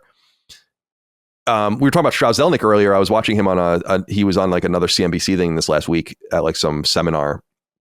And he was saying that like they were asking him about Grand Theft Auto and AI, and he was saying like, I don't know why anyone would want Grand Theft Auto made with AI. Like we didn't use AI making Grand Theft Auto and that kind of stuff. But then he was like, we've realized that there might be some sort of legalistic problem in which that anything that AI helps you iterate on cannot inherently be trademarked or copyrighted. And this causes like a continuity problem between like your legal department and your willingness to, as an example, like Take-Two buying Gearbox secures them Borderlands forever, right? Like and Sony is like after anime because they want the IP. It's all about like owning these things. And if the technologies can't help you own them, but rather just come up with solutions, it might not be the solution you think. And so I think that if you want to plug in complicated math problems into an AI, it's like, whatever, I don't care, do what you want with it, really. But I just think we need to take the piss out of this shit as much as possible when it comes to the creative fields, not because of any threat to the creative fields, of which does pose a creative threat. It's not even about that to me. It's about the bankruptcy of the idea of making an AI video game or an AI piece of music or an AI movie, or it's like, what? Yeah. Right. It's supposed to be human. And so keep it up. And dude, I was dying watching that shit. Like the things people were dealing with it. And because it was not only funny, but I'm like, oh my God, these guys are probably getting cease and desists like left and fucking right. Yeah. And like the Michael Jackson ones, and like, I'm sure they were all over them. The Family Guy stuff, the South Park stuff, the Nintendo stuff. It's like, dude, this is a lot for them to deal with. Keep it up. Yeah. Okay, Matty, what about you? Anything this week? Yeah, keep it up. Digimon. Just hot off the heels of our Pokemon conversation here, just wanted to give a little bit more love to Digimon story Time Stranger.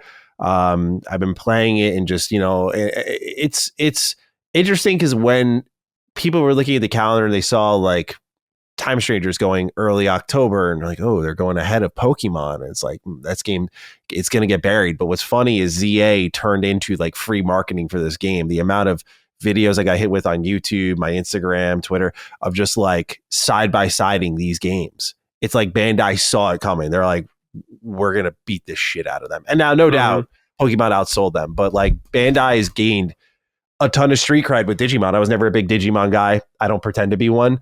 But Time Stranger is really great. Like it's got a level of seriousness to it. It's like a post-apocalyptic story.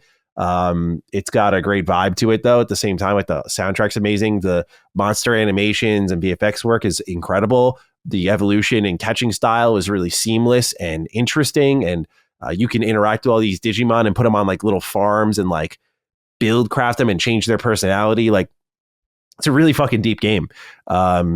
And so it's got this kind of mixture of it's funny. It did with the whole Digimon story series. It did come before Persona 5, to be fair. But people will connect it like I did to like Persona 5 meets Pokemon in a sense. And it's great. And I just wanted to say, for those of you who are like me and like you love old Pokemon, you try to stay interested in modern Pokemon, but it kind of leaves you jaded and you want that experience. I am not a Digimon guy, but I really think you should give this one a look. My only real complaint with the game is some of the early game dungeons are just very bland, like, sewers with just like plain brown walls and water running. Like, the environments get better as you get deeper into the game and into the Digi world, but like early game, not like nothing to behold here. But it's awesome. And so if you like those monster catching games, there's great competition here. I like what Bandai's doing. And I'm glad they're being thoroughly rewarded by their community for it, because it means they'll likely keep making them, because I think for them, they can only gain momentum. So yeah, just anyone who's into the monster catching style games, there's been a lot of great indie ones, but I think in the terms of like, that was like an early 2000s rivalry in my head, at least. I remember Digimon and Pokemon like going head to head. They've come a long way and did a good job. So just want to shout that. And it has voice acting. It's not like Pokemon. Does not. Yeah. Pokemon does not have voice acting. This game has fully animated cutscenes and voice acting. So yeah, if you want, it's not Pokemon with a budget. It's I think in a lot of ways better in that. But turn-based combat's excellent. It's got like a speed meter on it, so you can ramp it up, make it go faster if you want. Like, just too long didn't read. They did a great job. If you miss monster catching games, check this one out. Keep it up, Digimon. All right, very nice. Mine just quickly is for Embark Studios. For Arc Raiders. I'm enjoying it greatly. I did not play the finals, but I know people enjoyed that game as well. So keep it up, guys. You're doing good work here. 2 great games back to back. Good shit. Hell yeah. All right. This is from MK. Hey, lads. Quick keep it up to LSM as a whole for maintaining a distant but working relationship with the hardware manufacturers. I just saw a Mike Ybarra tweet calling out Talking Heads on the Xbox side for being Xbox mouthpieces in exchange for free games and industry invites. It vindicated why LSM has been my chosen platform for industry content for nearly 10 years, because as a collective, you're ready to report and discuss news, whether good or bad, on Sony, Xbox, and Nintendo. Love from South London. Thanks. I mean, we went into this a little bit on, I guess it was Sacred this week, actually, about someone wrote into us and I was like, all right, we get this question enough to, I guess, answer it. Is like, why don't we accept game ads? Because I was specifically saying on Sacred streaming a week or two ago that we had a buy from Nintendo that was like so substantial, like offer, that the people that sell our ads know that I don't want games, but actually reach out to me and like, are you sure? Mm-hmm. And I was like, yeah, like I just don't want to be wrapped up with these companies anymore. I think I respect, and actually, Matty, you came up because I was saying that I've been saying to you for years that you are like so talented and so good at what you do that you really don't even need the level of access you get. And I would love to see the untethered Matty that didn't have to deal with embargoes and as we've talked about, we're getting to that point. Yeah, right. And it's like there's one part of it that's like, you're on the outside, so misery loves company, and it's like, no, it's not that. It's that I want people to feel the feeling of knowing you don't actually need to be on the hamster wheel. You actually just don't need to do it. And yeah, so I think everyone needs to do what they need to do. Like, and everyone knows, like Dustin and Matty does his stuff with codes, and Cog does too with Access. Brad does sometimes. Dustin's doing things with his channel. I think everyone needs to do what they want to do. This is really only me speaking for me. I just and again, from the monetary perspective, as I said, it's like, what's enough? Yeah. Like, what is enough? Like, seriously, like I'm fine. We don't need to like sell out in any way. And if we ever get to a point where like we would need to sell out, I'll just go to the audience and say like, we need your help, or we're not going to survive, because I'm never going to like turn that spigot on. Yeah. Non-endemic ads are different, and we do a lot of non-endemic ads, but I don't want anyone. A good example is we talked about Arc Raiders, right? Like quite extensively. It's like Arc Raiders wanted to sponsor Sacred Symbols. We turned that offer. We turned that offer down, and that would have been a very uncomfortable conversation. Even if then, what would have been the perception? Yeah. Sure. I would have had to say something like, these guys sponsor us, but it has nothing to do with what we're saying. But then it like puts the seed in your head. But then if you don't say that, people think you're trying to hide something or obfuscate. Yeah, sure. So, and I was saying that like at big publications, like it probably was this way at Game Trailers, and it was like this at IGN, is I had no problem with endemic ads when I authentically knew from the bottom of my heart, because I was in the system, I was a cog in the system. It's like, we have no idea what you're doing. Like, we have no idea what you're selling, what's going to be on the site, how much money we're making. I had no clue. By the way, if I knew how much, I know now, like how much money if I knew how much money we were making at that point and they were paying me what they were paying me, which is not good, I would have been much more loud. So it's good for them that I didn't know. They probably knew. But yeah, without that, what's called in business a Chinese wall, without that Chinese wall between those two sides of the business, I can't do that with a small business like that. And thus it feels wrong. Sure. Yeah. All right. This is from T-Dot's Finest 82. Hey, gents. Last week I sent in a sort out for Sony. So to balance things out, I keep it up to Sony for their cloud gaming service. Everyone goes on and on about Xbox cloud gaming, but in reality, Sony's service lapped Xbox's ages ago. Xbox just moved to 1440p. Sony has been 4K streaming on the console for a while now, and on the PS5, you're getting PS5 quality. The Xbox Cloud Gaming is Series S equivalent settings because they split the Series X chipset across 3 people playing on the cloud. Sony never gets enough credit for their service. They may not always be first to market with things, but they end up with a better service when they do ultimately end up in those spaces. And cloud gaming on the portal, first class experience. Now, what do you think about this, Matty? You messed around with cloud gaming.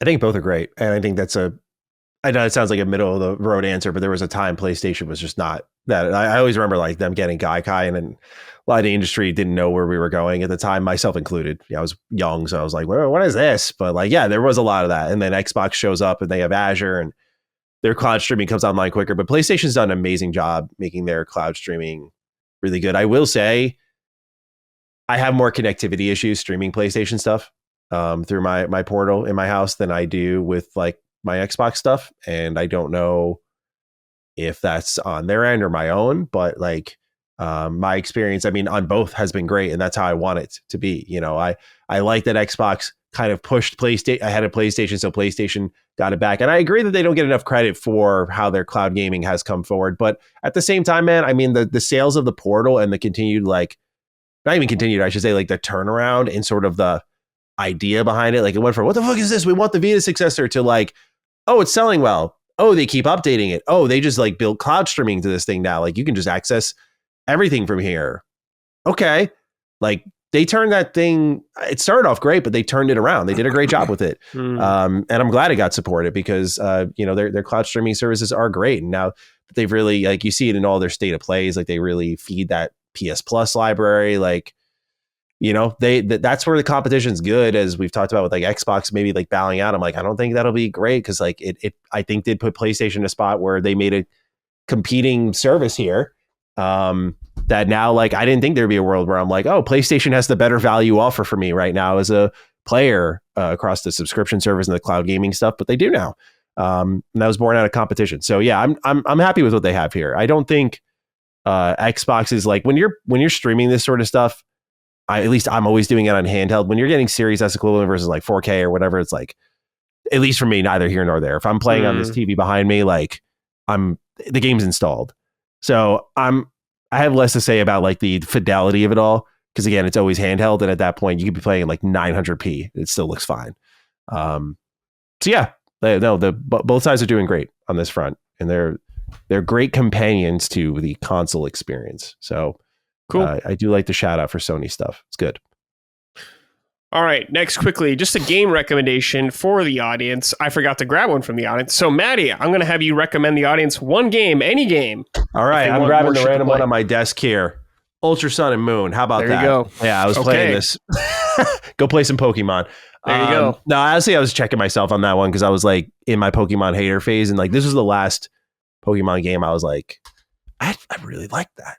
So I played it for like 3 hours. I was like, I still dig this. The combat sucks, but I was like, I still like the world and the music.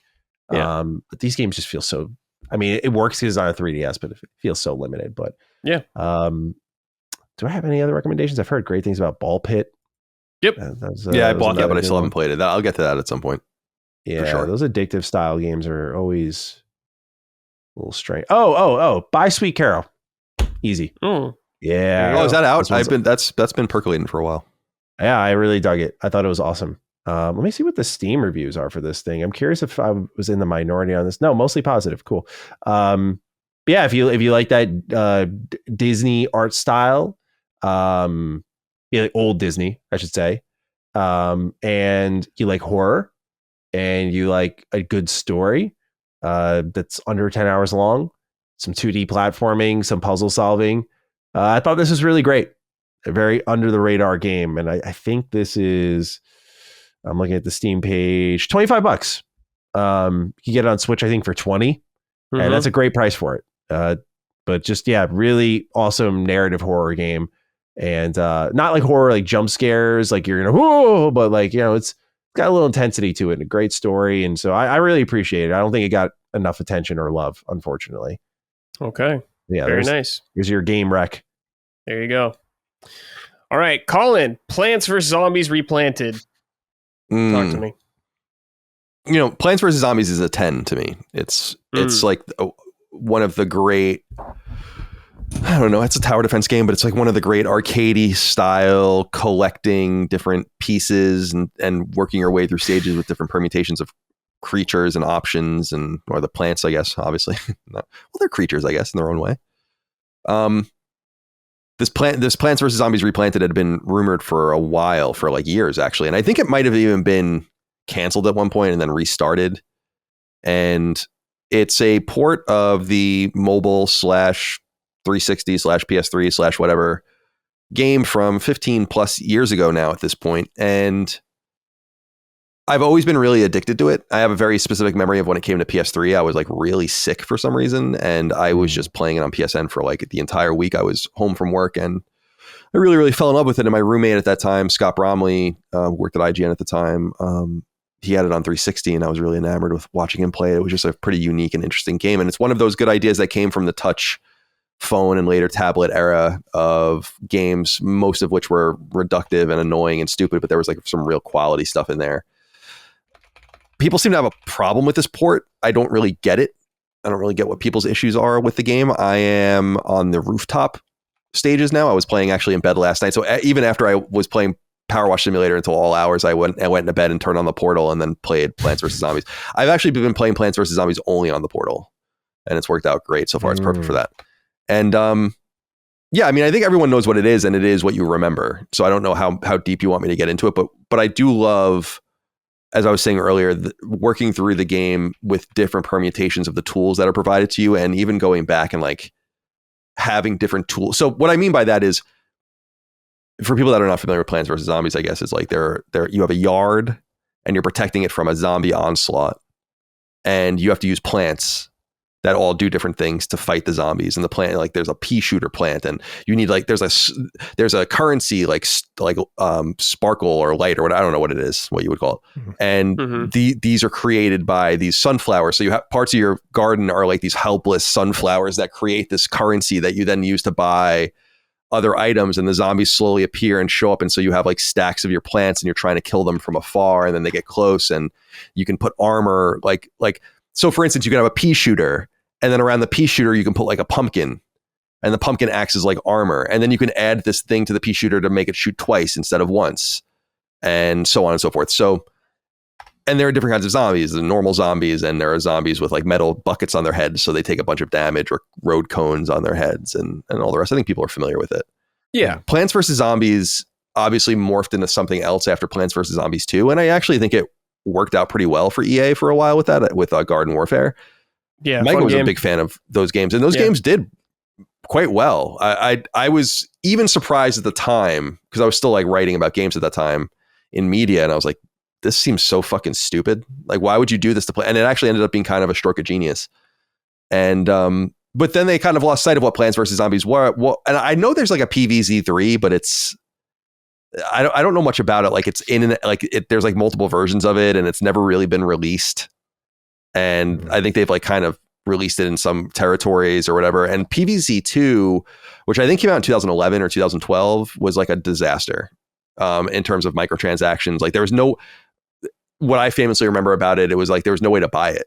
Like, it wouldn't let you just be like, can I just give you $20 and you just leave me? Like, you fuck off forever if I give you $20. And they're like, no, just microtransactions forever. That would equal less than $20. So that was what was so confusing about it. But yeah, highly recommended game. Again, I think this game is a 10. Like, this is one of those games that's like, this is a perfect game, really, in a lot of different ways. People have problems with so the PC version of the game leaked, and some people were playing it before launch date, and there were some problems with it. But my honest take is, like, I don't know what anyone's talking about. I'm very familiar with the game. I've played it on multiple platforms.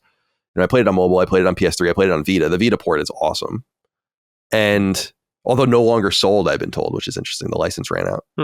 And so it's not a game I'm unfamiliar with. I've beaten it many times, probably 7-8 times I've gone through the entire game. And with that level of familiarity, I'm like, I don't know what anyone's talking about with the performance of the game. I think some people, there's some problems with like the extras. I think they include Plants vs. Zombies, like concept art and all the rest that are not necessarily from PvZ1. It's like, who gives a shit?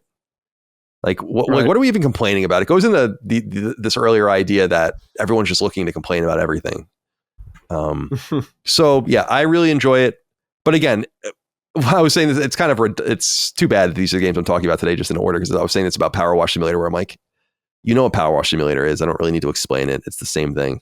PvZ, I mean, you know what PvZ is. It's otherwise completely untouched. There are a lot of other modes and things to explore, and some of them were in the original game and some of them weren't. So I have to see the whole package. It would be a game I'd really like to platinum, but I don't know if that's going to be possible. Sure.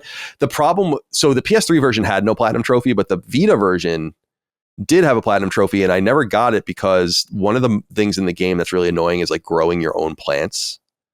And you have to like grow every kind of plant, and to do that you have to buy fertilizer and do all these things and seeds and whatever, which means you have to play the game like constantly over and over and over again. So I don't know if that's been rebalanced in this new version. I'll have to check that out, but that's the only thing I fear right now. But it's been a really great nighttime companion or really morning companion, because I'm going to bed so late or early. It's been a great companion on the Portal, and again, shout out to the Portal. What a fucking awesome device. I've been a lover of it since the very beginning. I know there's a lot more functionality for it now. Seeing that its attach rate is 1 in 20 is pretty cool. Wow. Yeah. And, good price. I think that helps. Yeah. Very appropriate. Surprisingly appropriate price, considering the Edge is like the same price. Yeah. It's very strange. Yeah. Very strange. Cool. Glad to hear you're enjoying it. Ricardo C. wrote and said, "Greetings, summoners. I'm enjoying my time with Plants vs. Zombies Replanted, but the lack in attention to detail for such a beloved game's remaster, and with Plants vs. Zombies 3 going through its third soft relaunch in select regions, where should the franchise go from here? Will the third game ever fully release? I, for one, would love another Garden Warfare, and apparently the last one did well on Switch. Did well on Switch. They had the version without microtransactions. You're not going to get another Garden Warfare, because I just don't think EA is going to make this new Saudi EA is going to slash and cut. So I don't think these games are in the working anymore. PvZ 3, I don't know. You don't need to reinvent the wheel. We keep saying that throughout the show. Like, PvZ 2 was cool because I don't know if the whole game was like it, but there was like an Egyptian motif to it.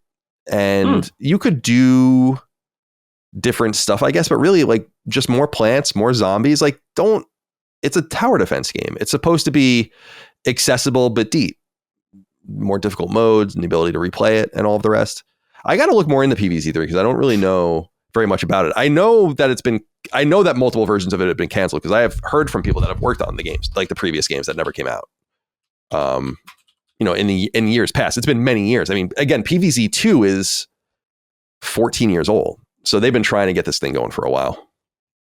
Yeah. Plants vs. Zombies 3 is a 2025 tower defense mobile game developed by PopCap and Electronic Arts. Okay. Yeah, I don't know. It's incorporate the main characters of the Plants vs. Zombies comic book series. What is why is this series so fucking big? I'm gonna be that guy. I gotta break in now. What am I fucking listening to? Like, I know the first one. I thought we were talking Garden Warfare. Then I looked up and went, oh, Colin's talking about some tower defense thing here. Then I realized there's two franchises now. There's PvZ, there's Garden Warfare. Now there's this shit. PvZ, dude. PvZ is really charming. It is one of those things like I don't revere it as a property as much as I revere it as like a really, it's a fun game. Books? Yeah. Like I don't need Yeah, right. I don't need comic books. It's just it's a really fun and stupid and silly idea. You don't want to learn about Corny and Tomato Head or whoever the fuck their names are. Yeah, I don't even know. Like the only character I know in all of Plants vs. Zombies is what Crazy Dave or whatever his name is, who's like the guy who owns the house that you're protecting. Otherwise, and he like always says weird shit to you and he's trying to sell you shit and all the rest. But have you never played the original PvZ? No. Matty, I would wonder I don't know if you like tower defense, but it's a very I'm not crazy about it. It's a very satisfying game. Yeah, I mean you could probably there's got to be a version out there that's like virtually free at this point. There's all these ports, but I don't know, the original version might still be on phone pretty cheap or whatever. Yeah, what do we got here? We got comic book characters: Boom Boom Mushroom, Billy Shimmers, Chestbeard, Citron, Citron Smasher, Flower Bot, Imps. I don't even know what any of this is. Kelptomaniac, Colonel Corn, Massive Munch Machine. Of course. Oh man, this is great. Well, anything could happen in today's world. That's the beauty of it. I know it's very dystopian for some, but I'm like, you could just get a fucking Plants vs. Zombies comic greenlit. Yeah. Someone got convinced in a boardroom. They're like, yeah, this would sell. Well, here, transmedia narrative. I'm going to send you a link. God, there's so many things on this page. Yeah, here we go. This will bring you to the plants from the original Plants vs. Zombies. Okay, and gallery of plants. And so you see, like the pea shooter is like your kind of like your carbine. Your sunflower is like creating the currency. The cherry bomb is like a bomb that you would put on the map to kill. The walnut is like a wall you would put in front to stop the zombies from moving forward, and like mines and all of the rest. So it's cool, and like you build like these little armies. It's very you put the squash down, and when the enemy runs into the squash, it just goes up and squashes the character and then goes away. So like it's a one use item. Tall nut. Yeah, tall nut. So it's a very cute. Nut. It's a very cute giant walnut. Yeah, giant walnut. And then so I'm on the roof now, and I was talking about that earlier. And so like the roof is slanted, so you can't use your normal weapons, and then you have to start using like catapult weapons instead. And so like there's like these catapults that shoot cabbage and all this kind of stuff. It's incredibly clever. Highly recommended. Really, really do. Yeah. Coffee meme. All right, next game on the list. I've been playing a little bit of this. I played like an hour and a half of it only so far. Is Dragon Quest 1 and 2 HD 2D remake. I started with Dragon Quest 1, of course. Now, Colin, I've never finished Dragon Quest 1. I've played only a little bit of it on the NES. Mm-hmm.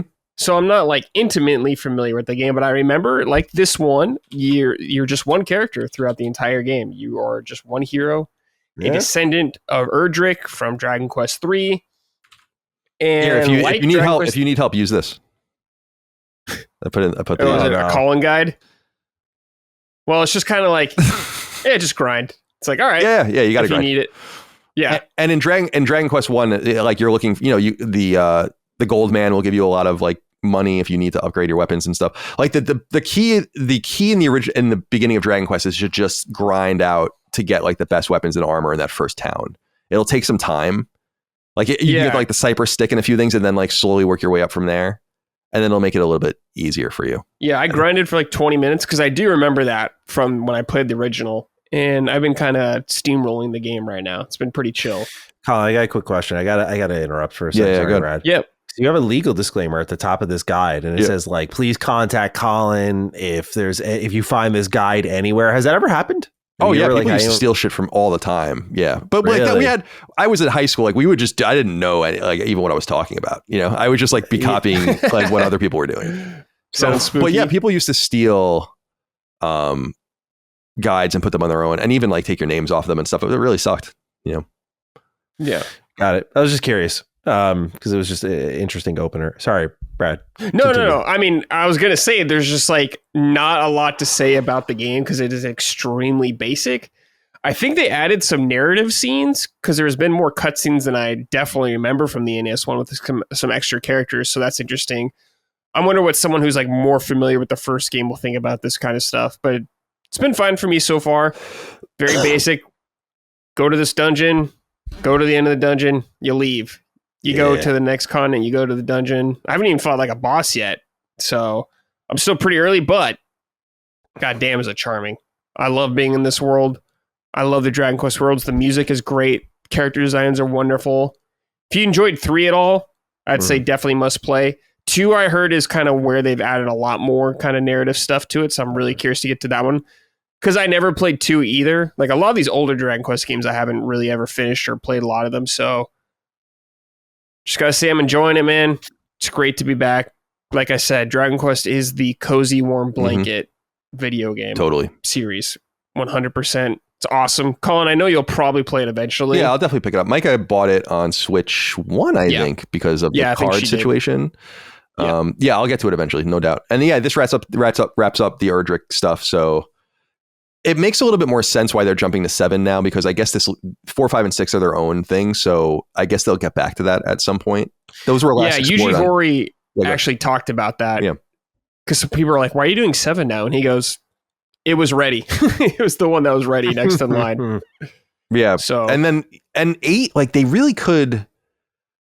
The thing about I have high expectations for 8. I wonder if they'll just re-release. Like that game could probably just be remastered. You could just HD re-release that game with the content they add in the 3DS version. Right. And then level 5 did a good job. And then 9's going to be the biggest problem. And I do wonder what they're going to I wonder what they're going to do with that, because that's going to have to be just totally remade. 9's really good, actually. But I always thought it was weird to put it on DS or whatever. It was a little strange to me. It was a total Japanese move for Japan only. I think they were saying, like, I was reading an interview, it might have been with Yuji Horii or someone else, where they were saying like, we had worked out, produced 8, and then we went to 9 and we realized like this is the first time we're making a Dragon Quest game that has to be like worse than the previous one in terms of its graphics and its presentation. And they didn't really know what to do with it, because you might remember 9 took a really long time. Yeah. Like a shockingly long time to make for games in that generation.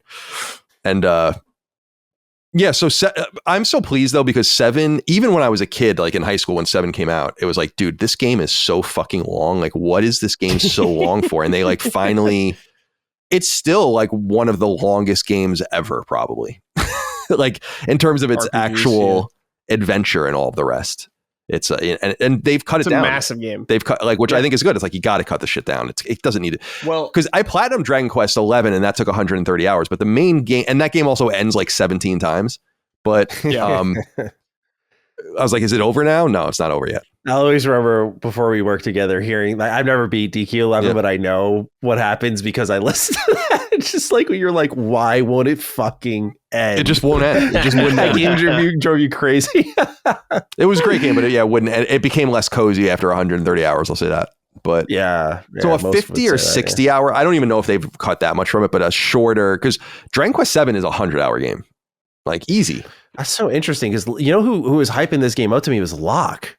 And Locke hates Weeb games and all that shit. And like when he was like, oh yeah, I thought he was messing with me. And when it got revealed, he's like, oh yeah, they're revealing 7, great game. I'm like, what? And now you guys are telling me it's like the quintessential JRPG, like 100+ hours long. Locke likes a lot of those older JRPGs, kind of that era. I'm still understanding my boy. Yes. But after that, it seems like he kind of fell off a cliff because I asked him about that kind of stuff because he was talking to me about like Super Nintendo RPGs one time and like PS1 ones. So must have just been when he had that. That is a weird game for him to like. I don't quite understand his tastes either, but to teach their own. It's not even like good or bad games. It's just like, yeah, you like Dragon Quest 7? That's like one of the nerdiest JRPGs that's ever been. Ever. Yeah. So, Colin, the 3DS version, they actually trimmed some of it down already. Oh, okay. Yeah, I never played that one. Now they're trimming it down even more. So I'm not exactly sure. Because like I'm looking at 3DS, like how long to beat. People are saying the lowest I'm seeing is 52 hours. Yeah, that's about 57, 63, 72, 78, 80, 84, 85. So this game's still very long. Wow.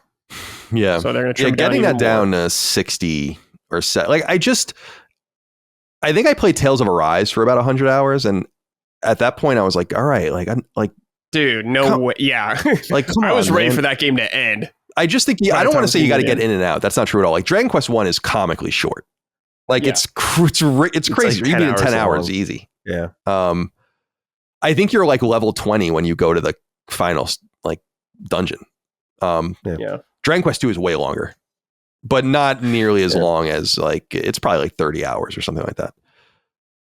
I always think about just from a game collecting standpoint, like when I was on eBay in the 90s, it's like the Dragon Quest games or the Dragon Warrior games as we knew them here were like the expensive games. And they were especially 3 and 4. And I remember 4 was like $100 complete. And that seemed like outrageous. And now it's easily one of the most expensive NES games printed in the United States. And it's so funny, like no one gave a shit about the Dragon Warrior games. Nope. It wasn't until I loved them. They were what introduced me to role-playing games. Like I've gone into this in detail in the past, but like they came with to Enix's credit and to a lot of studios and publishers' credit back then, it came with so much shit in the box. It was like fascinating as a little kid. My brother would play them, but also my neighbor's older brother also played them. He was like a huge nerd and he had like all these NES games, and the games came with like these really thick instruction manuals, but then these pullouts that were like huge pullout posters, and it would have like a picture of every enemy and all their stats on it and all the items in the game and all their stats and all the locations. Nice. And I was like, and that was like a thing that came with Dragon Warrior games, like all 4 of them. And they were fucking awesome. And I got to get my hands on those at some time because they were like, I used to try to draw them and make my own, and just they filled me with so much wonder. So I understand that I have a bit of a nostalgic itch for those games too. And we didn't really quite understand why they went away. And really, when you go back and read about 5 and 6, which never came out here until the DS ports later on, it was because the translations would have been so big in English because the games were so long that like they literally couldn't fit on the cartridge.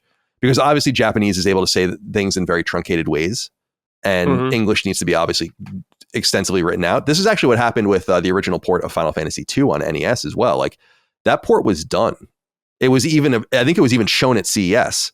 And then they were like, we can't really, like, we're going to have to put this so much memory in this cartridge. It's going to be so fucking onerously expensive. And it's a bummer to learn that that's why it happened, because it seemed like they just kind of left and gave up. And then you would later on, you look back and you're like, Enix was releasing all sorts of shit.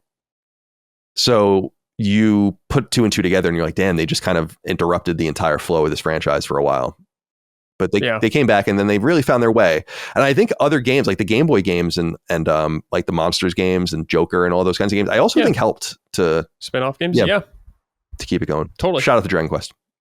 Yeah. Like I haven't played a lot of the Dragon Quest games, so I'm really happy they're remaking all these games for me, man. Cause I do love the Dragon Quest games, what I've actually played, but like I just played 3 for the first time earlier this year with that remake. And 1 and 2 are first times I'm going to be finishing them. 4 and 5, 6, I have not played at all. It wasn't until like 8, I think, that I actually like really gave a shit about Dragon Quest. Because it, like you said, I remember seeing Dragon Quest like in stores, like 7 specifically, like the box art, the CD jewel case. But like I never really like dove into it until then. Because it was way less popular. It wasn't like big here at all compared to other RPGs. No, not at all. Dragon Warrior 7 came out after the PS2 came out, I think. Yeah. And that's probably why, yeah. Because there were a few late role-playing games. Like I always talk about Final Fantasy Origins. Like that came out so late that I was like, what am I even buying? I can't believe I'm buying a PS1 game right now. Yeah, and I think Dragon Warrior wasn't quite that late, but it was after the PS2 came out. Yeah, I would love to know more about the trademark situation as well. I assume Dragon Quest must have been some sort of fantasy book or maybe something to do with D&D or something that was just trademarked and they didn't want to have the problem of getting dragged into court. Because you could have two different things named Dragon Quest. That's allowed. But you would have like one could be this and the other is this. Like a game and a book. But I think they just didn't want to have any of that. Enix was probably like 3 people in a fucking warehouse somewhere in LA in the United States at this point. So I don't know, man. It's just it's so interesting to go back and look and we didn't even know. And then it's like, oh, it's called Dragon Quest. Yeah. And then by the time 8 came out, they had acquired it. They got Dragon Quest actually. Mm-hmm. Yeah. Man, what a game. It's one of my favorite PS2 games of all time. Yeah, Level 5 is a very talented studio. Yeah. Especially then, they were cooking then for sure. That was one of their first games. Yeah. They had that and then Rogue Galaxy. And Dark Cloud, of course. Dark Cloud, yeah. 1 and 2. Yeah. All right. Final thing here, Colin, just Ghost of Yotei. Yeah. Just some quick thoughts on it. Yeah, I'm at the point of no return in the game. And so I'm maybe 50 hours in. I've talked a lot about it on Sacred Symbols. We're going to do a full review discussion and spoiler cast for the game in the next week or two. I just need to see, as I said earlier in the show, like who we can collect together. I know Gene's down, but I want to make sure more people are willing to go. I'll just say that I think the game, and I've said this many times, I don't mean to be redundant, but it's a major step up from Ghost of Tsushima. And I feel like it's an example of what can be done when, as is the case with many games, when you have the first version out and can critique it internally from the designer and developer and production standpoint, art and music or whatever, and just clean it up, but not really change much else about it. And I was surprised, I would love to know more. And if I ever got access to, I actually asked Sony if I could interview Nate Fox. I haven't heard back, the director of the game and the longtime director of Sucker Punch, going back to Sly Cooper and Infamous. But, and he's a really nice guy. He's a great guy. But he had said something really interesting in an interview he did recently where he was like, the Ghost of Yotei cost about the same amount to make as Ghost of Tsushima. And we know from the FTC filings that Ghost of Tsushima was like between $60 and $70 million. And that seems so hard to believe. But when you play it, and maybe he means more, it's like make 80, 90 or something, right? But even a sub $100 million game, it's like, that's pretty impressive. The thing that the game can use more of, I think, I would have loved to see a little bit more a more expensive Ghost game, just in that I want more cutscenes. Like I want more like the in-game cinematic and all of the rest. It kind of loses the oomph a little bit, but I will say in every way, the writing, the characters, the NPCs, the new systems like the bounty system and all of the rest, some of the new combat, the rock paper combat situation with the combat is just so fun, very Mega Man like. And I dig it. I mean, I just really, really like it. And I think Jin's fine, but I think Atsu's a much more interesting character. I think Jin's story of honor and kind of falling from grace is in and of its, I don't want to spoil Ghost of Tsushima, but like what ends up happening to him at the end is sad and interesting. And like, he kind of gives all of it up, like for the greater good. And this is the exact opposite. It's about a person obsessed. Right. Like, for their own revenge. Now, I understand that like it's a little redundant. We just had like the ultimate revenge story in The Last of Us Part 2, in my opinion, in the Sony ecosystem, where it's like, this is about how this goes bad and the cycles of violence. And this kind of is about the same thing. But I think that there are a lot of twists and turns and there's just good shit. There's good character development in this game that doesn't exist in the first game. And it's less steeped in its alternate history than Ghost of Tsushima takes place around the Mongol invasion in the 1270s, but in the real world, the Mongol invasion never happens. In 1274, I think they're blown off course and like their fleet is like destroyed by the divine winds, the kamikaze. I think that's where that comes from. And so Ghost of Tsushima has always been an alternate history take. And they made that very clear from the beginning, where they were like, the armor's not right. You're using a katana. The katanas don't exist for hundreds of years. Like they never, so they were, and like they're like the Mongols land here and they do invade. Like that doesn't happen in the real world. So like they always leaned into the alternate history of it. This game, I feel like, just feels more like historical fiction in that it's not so much about the greater story as much as it's about your own situation. And actually, it's about Atsu's. Right. And about the mystery of your own situation. You hear so much about your own character, but only know what the game tells you. And so I think it's emotional. I think it's pretty heavy. I don't even want to spoil the characters in the game because it'll let you know what happens or whatever. But there's so many twists and turns and interesting things. The pacing's really cool. There's a little bit of non-linear. I wish the game was a little more non-linear. Like, I understand it would be very hard to do that, but something more like a very robust Deathloop. Remember, I don't know if you guys played that game. Did you play Deathloop? Yeah. I really liked Deathloop, and it was cool. Like there was the eight bad guys, very Mega Man like 8 bad guys, and it's like go fuck them up however you want. And like that would be kind of cool if Ghost of Tsushima or Ghost of Yotei did that, but it doesn't. It kind of it's like basically you kill one, it's the same one. Then I think you can go after one of two.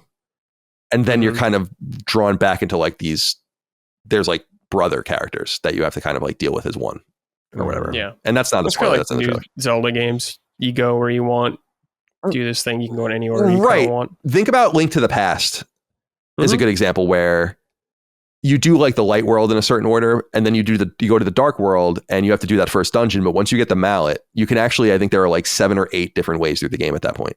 And that would be kind of cool if it opened up later. I loved that in Link to the Past. Yeah. Like trying to figure out the different orders that you can do things in. So there's something a little wanting there, but I think the organic nature of Ghost of Yotei is what makes it shine the most. I like my open world checkbox Far Cry style games, or I don't play Assassin's Creed, but Assassin's Creed games are like that as well. There's a much more organic feel to this game that existed obviously in Ghost of Tsushima 2, where just following the wind, following the bird, following the wolf, following the fox, going to the cartographer and buying maps that will show you where things are. But it never is like, it's never like you don't feel like you're clearing forts off of the map like you are in Far Cry, which I think there's a place for that. And I love that shit. But this game is not that. And so it's one of the most beautiful games I've ever seen. Like no question about it. Yeah. No question about it. It's fucking stunning. Yeah, it looks really stunning. good. It's just absolutely stunning. I can't believe the visual acuity of these two games. Because in playing Director's Cut leading up to this as well, I haven't played Ghost of Tsushima since it came out on PS4 when I platinumed it back in August or September, whatever the fuck it was, in 2020. So I didn't really remember very much of it. And I'm like, yeah, this is a really beautiful game. And then going to this one, it's like, whoa. And I felt this way just geographically. Like I felt this way about Death Stranding 2 as well, where I was like, damn.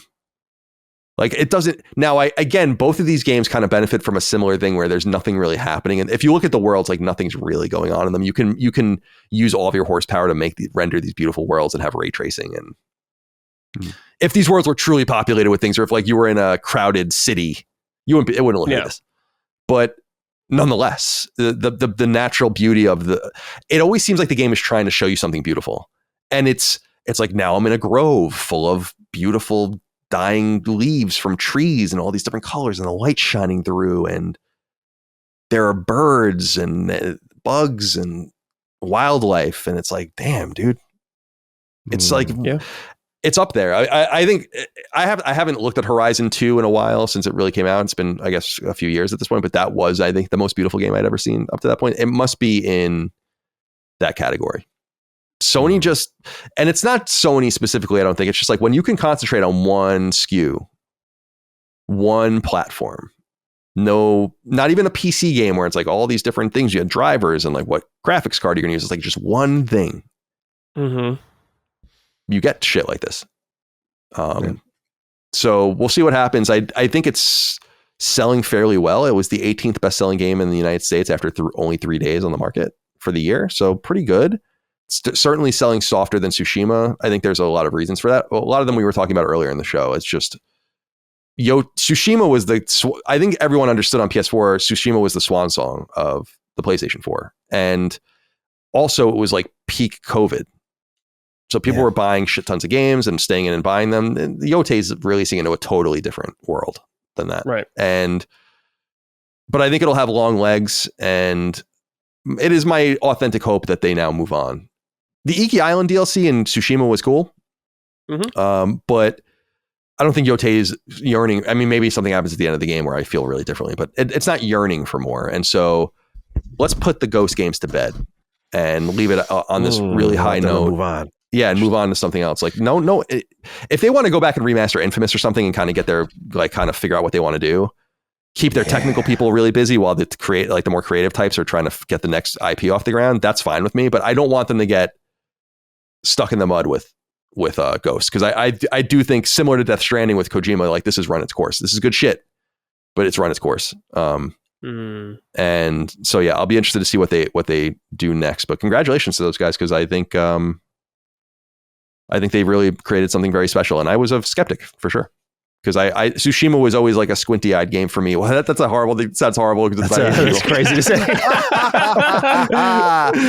Like, where I'd look at it and be like, with my eyes squinted, where I'd be like the black guy from Dexter. Yeah. Those memes. Oh yeah. The detective. Yeah. Where I'm like, it's I'm like, I don't know. I'm very skeptical of you. I was skeptical of it too coming in. Yeah. But it's great.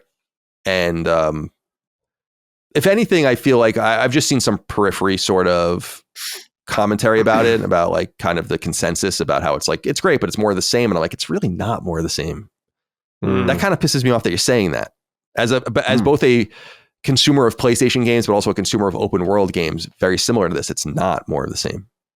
And you know what game I need to get to, guys, by the way, totally unrelated, that we were talking about games we missed, that's supposed to be an excellent open world game, is that new Dying Light game, which is supposed to be awesome. Like, if you like Dying Light, it's supposed to be, which I do, it's supposed to be excellent. Yeah. Too much, bro. Right. That's why I haven't gotten to Yotei. It's too much. I'm just like, open world games are tough. I mean, I made like two mistakes this year. One was not finishing KCD too early. The other was playing Last Defense Academy thinking it'd be 30 hours long, and I got sucked into 120, and that was that. So damn. So I missed that. So now, like, for me, like, the idea of another big open world game, Kodaka-san fucking ruined 100 hours of your life, dude. I mean, it was a great game. It's one of my favorites of the year, but like, yeah, he fucking wrecked my. It's still not on PlayStation, right? No, not yet. That's I think so that's ridiculous. Their first target, though. Yeah, it was Switch and PC. They got another game out. They're doing Danganronpa 2x2. I think they'll get a Switch or new PlayStation port out by next year. It's just annoying to me because the game did well. Aniplex, it just bothers me because Aniplex is owned by Sony. Oh, really? Yeah, they are. Like, it doesn't even make any. Like, I was like, when I saw Aniplex was the publisher, I'm like, what? Yeah.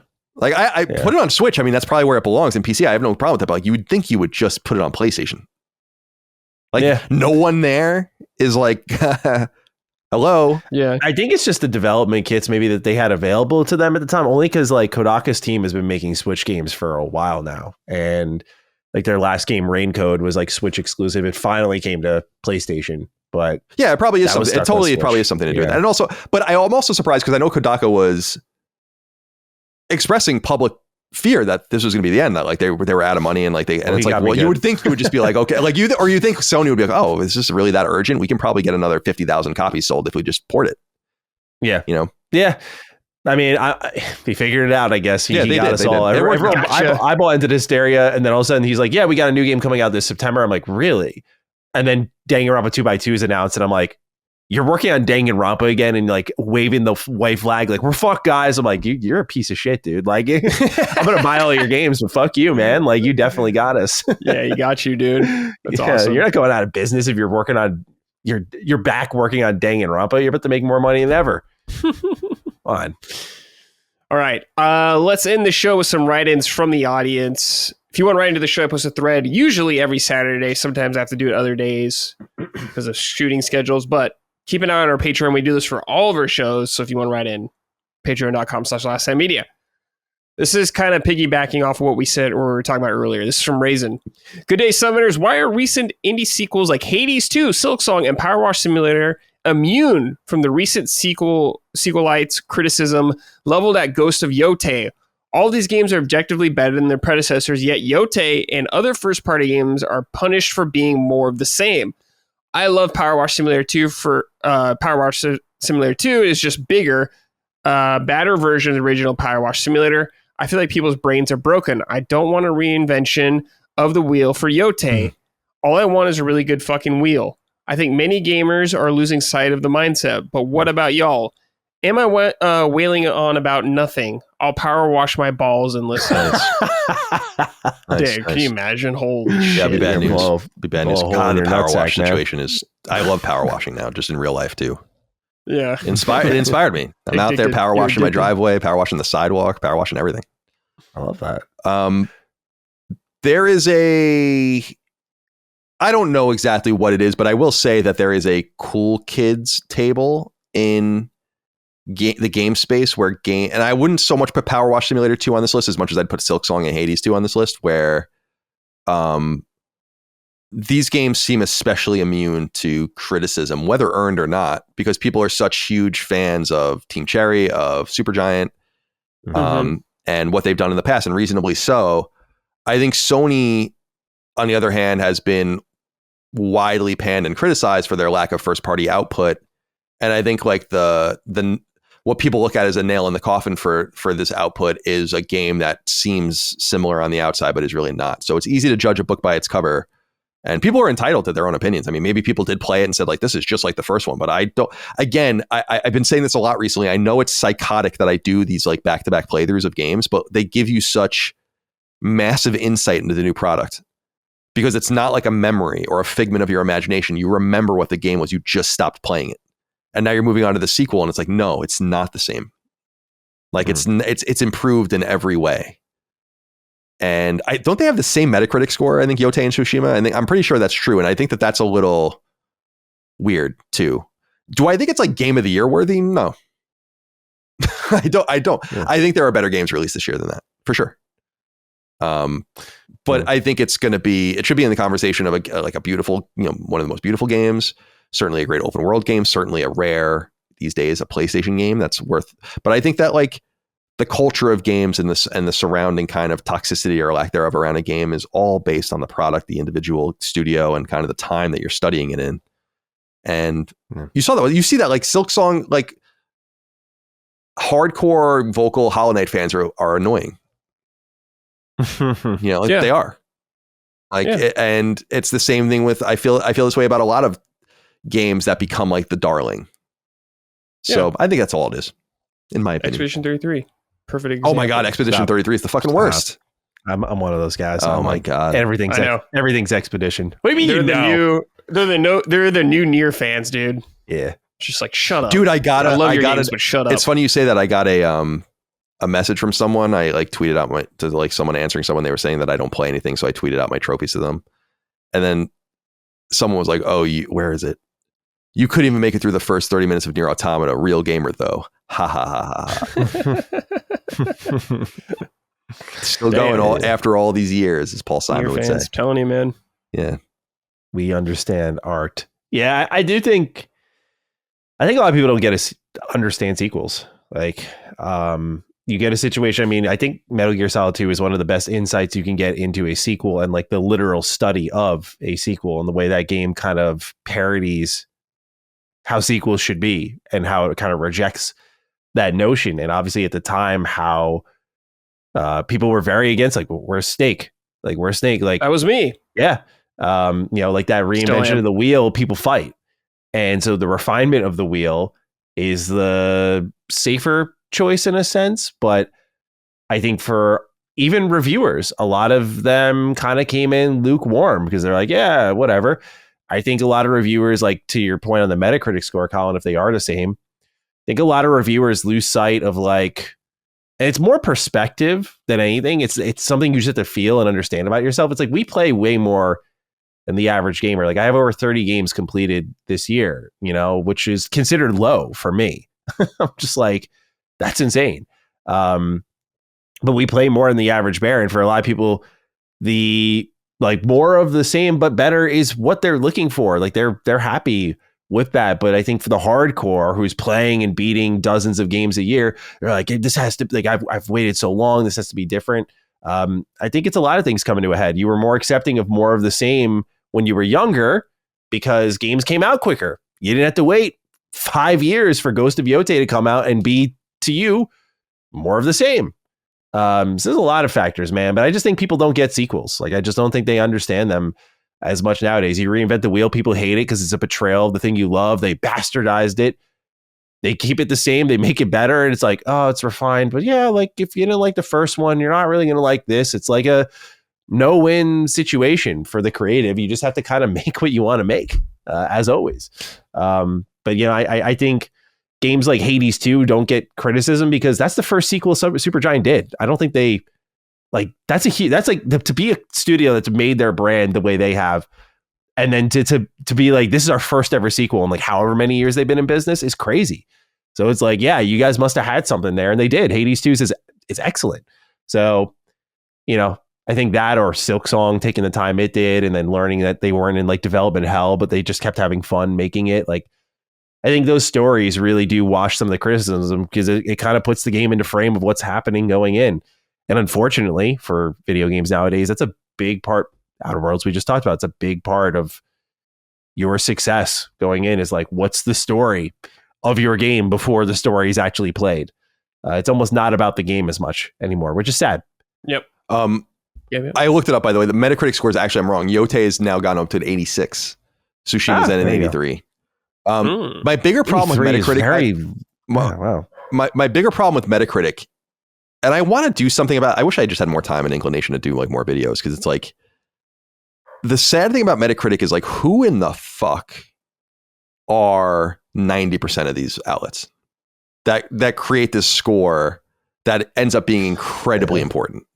If you scroll through any of the, and I'm not saying I'm Mr. Important, like I should be counted on it. We don't score games. It's like, no, I'm not saying that about myself at all. Who am I? But who is Loot Level Chill? And why does his 100 get incorporated into this? Consoli Fin. Toasto, Game Spew, you know, it's like, what is this shit? Checkpoint Gaming, Well Played, Inven, Atomics with an X. It's you like skipped Game Rant. Game Rant. I just can't stand that website. They're just so they just experienced layoffs, I think, didn't they? Or maybe it was another. That was the Gamer, I think. Oh, the Gamer. I just look at this and I'm like, this is so fucking. This is so broken. Where. It's like, these are, I'm not saying, you don't want to be like, these are nobodies. It's like, it's just like, you're just someone that somehow got incorporated in a Metacritic. And people don't realize, and I realized this when I was at IGN, but like no one knows the exact formula, is like the scores are weighted. Like IGN score counts way more than most other scores on the weighting. And so I'm sure these are not weighted heavily, but there's got to be like, I don't want to say even an expose because it's like someone's doing something wrong. I'm not even saying that. It's just like, let's look at the Metacritic score of this game. And then like, who the fuck are these people? And people like get paid bonuses and shit based on these numbers. Yeah. Games live or die based on these numbers. It's interesting. Yeah. It is crazy. All right. Next, we got here from KB. Hey, gents. During the FTC ABK trial, internal Microsoft email surfaced warning Phil Spencer that the, quote, winds could change and that Game Pass could face a bloodbath if its moat failed. Years later, many of these concerns seem to have come true despite Phil Spencer's public optimism. My question is this. Why didn't more people in the industry, creators, influencers, and media pundits see this sustainability problem for them from the start? Internally, you had folks questioning its viability. Jim Ryan said the model was losing millions. Bobby Kotick called it value destructive. Strauss Zelnick said he wouldn't put his games on Game Pass. Sean Layden accused Xbox of financial jiggery-pokery behind the scenes to make the numbers look good. And Sony lost $100 million putting Horizon on PlayStation Plus. Why does it feel like only now people are waking up to what you've been saying for years? Thanks. I don't know. I think it's because you're finally seeing the results of all that stuff. Yeah, I'll speak for myself. Naivety. You know, like I was a little naive with it for sure. You know, I drank the Kool-Aid a little bit. Like, yeah, dude, it should be working. Why keep going if it's not? Sure. And, these last 2 years have arguably been the most illuminating for me in my entire career of just like how this business works. And just like, there's a lot of people like, he's 180. And I'm like, yeah, because I know a lot more now. And I'm like, I get it now. Yeah. And what he said is true. But, you read it at the time and you're like, I know I didn't read it like completely like, oh, it's fine now. But like, it's like, okay, well, he had these concerns then, but like they're still going now. So have things kind of balanced out here. But I think naivety is like a big part of it. I'm like, I've tried to get better at it, but I've always been a pretty naive person. And I think this is like one of those situations. Like, I think that's why a lot of people didn't see the problem coming in. Cause like, I think part of it was, I will throw this out there as less naive and like personality based and more just like, it's the outlandishness of it. Like, oh, you're going to put your games day one on this service. That's fucking crazy. Yeah. Games are expensive. How do you make your money back? You had to have figured that out. And now we know like the whole thing with Game Pass. I just find it so fascinating because it really was the lifeline. It kept Xbox alive. Like without that and Phil Spencer's idea, convincing Satya to keep the business alive, Game Pass was huge in that regard. It's strange because it's also led to like the spiritual death of Xbox. It's sad. It's really sad because it's like, and you could trace it back further and further. Was it Don Matrick? Was it slowing down the production of the 360 and getting complacent? Lack of exclusives, no games in 2022, no Halo Infinite at launch, Halo Infinite's launch in general. There's so many ways you can point to just how this whole generation went south for them. But with Game Pass, I think it was like, you have to remember the people who are saying this, like the head of Activision, which you could look at two ways. Like Colin looked at it away, like this guy knows how to make money. Like, and that's fair. For me, I'm like, Bobby Kotick, like, like we read about like the Activision work culture. It's like this guy does only care about making money. Jim Ryan saying it. I'm like, yeah, dude, because you stood up in court and said, I don't care. I want to block your merger. I'm like, yeah, this guy's got an axe to grind. So there was a little bit of that. Strauss Zelnick is like, yeah, you own GTA. I too wouldn't put my shit on Game Pass. Sean Layden, ex-PlayStation executive. I think his comments hold more weight now. That's why I cover them. But at the time, like, I think the problem was the people who were speaking against it were like in some sort of either not great position or specific financial position or against Xbox. And I think that combined to get, I was never in this camp, but a lot of people are like really over defend Xbox because they wanted them to win badly. They did. And I think that's my assessment. There has to, I want to do something about this at some point, maybe have Jez on or someone and a few other people. Is like, there needs to be an accounting for all of this, in my opinion. Like, I agree. I've been wrong about a lot of things in my career. I've been doing this for a long time, but I've never been so consistently wrong, directionally wrong as a lot of people were with this whole thing. And I'm not even talking about our own network. Like our own network doesn't even scratch the surface of the fucking level of fanboyism and wish casting that was going on around the industry and how unpleasant it was. And to like deal with that, or like it was just, and now everyone's just going to pivot. I don't think so. Like at some point, like we're going to have like an accounting on this, because one of the things that I always think is really important on our shows is to like admit when we get things wrong. I would be so embarrassed if I got all of this shit wrong and I never even owned up to it. I own up to everything I got wrong because it's like, well, why would you trust me if you don't understand my thought process? You know that, yeah, I got it wrong. Here's what I was thinking. Jim Ryan's firing was one of those things where I was like, no, he probably is able to retire. It's clear now that was not what was happening, right? Like, and it's like you're saying, you learn new information. Yeah. The thing I lament about this is that I thought it was fairly obvious what was happening for a long time, but I think a lot of people discounted me because it came off like I was being a fanboy. And that's fair. I'm a fan of PlayStation. You can call me a fanboy. I don't really care. And I'm not an Xbox consumer. That's also true. But I will say my vehement attacks on the system that they were trying to kind of put out there with Game Pass and like these day one games, it was fed by logic, but it was also fed by a lot of people behind the scenes in positions of power telling me privately, like, you're absolutely right. And I'm not saying people at Xbox, no one at Xbox ever said that to me, but people at other places being like, yeah, it simply makes no sense. Like, it makes no sense. And they're saying this, a lot of these people are saying the same thing to me now that I'm beating the drum about Steam on Xbox, where they're like, this so manifestly makes no sense that we don't even understand like what I agree. what is happening. That's the difference this time around, right? It's like, I don't know what you guys are doing. Yeah. Like, and it's before, I think 5 years ago, I'd be like, okay, let's see. But now I'm just like this. No. Like people that don't understand, like they're like, it's pro consumer. I'm like, no doubt. And that's great.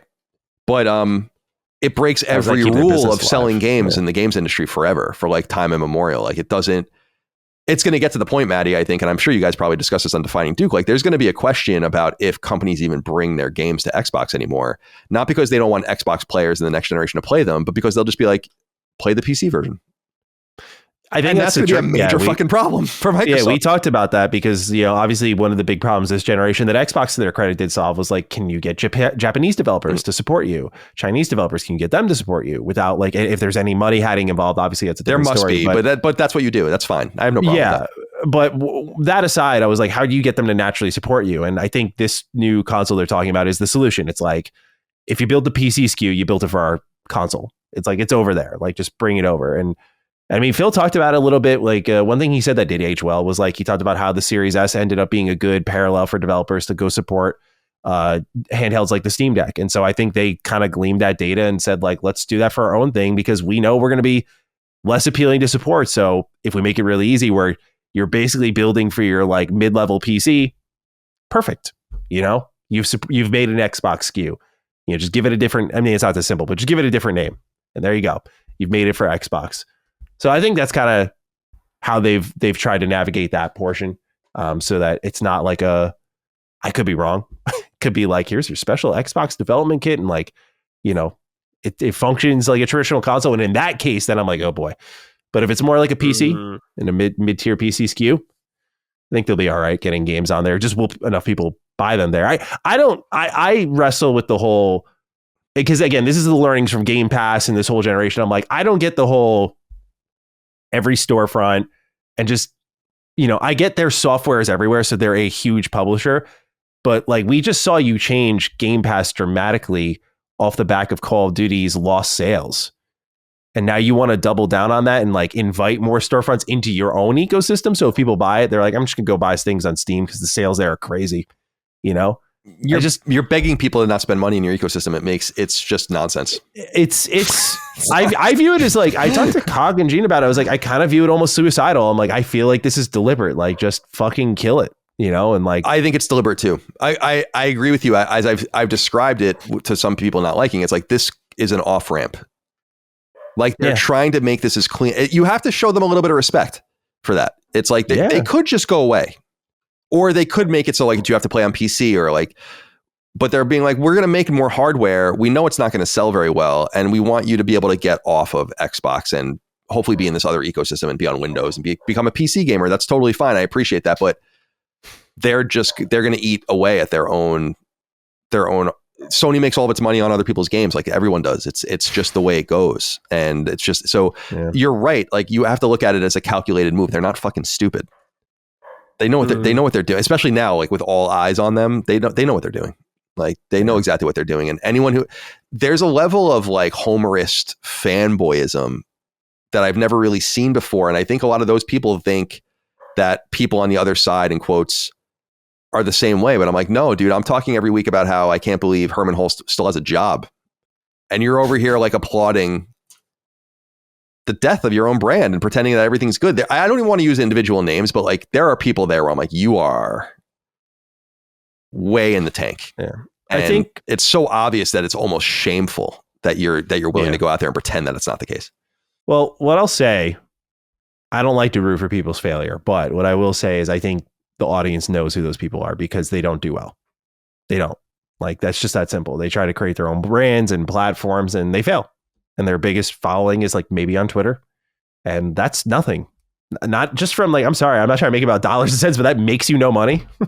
Even the biggest accounts. But like, they've gotten what they deserve. They have a bigger voice because of social media. But it is, I think, extremely apparent on both sides who's doing the heavy lifting. And I think they're easy to ignore at this point. Like, especially after Xbox is completely folded, you see the hypocrisy, you see the emotional response, and then like a day later, the kind of repivoting to make it sound okay again.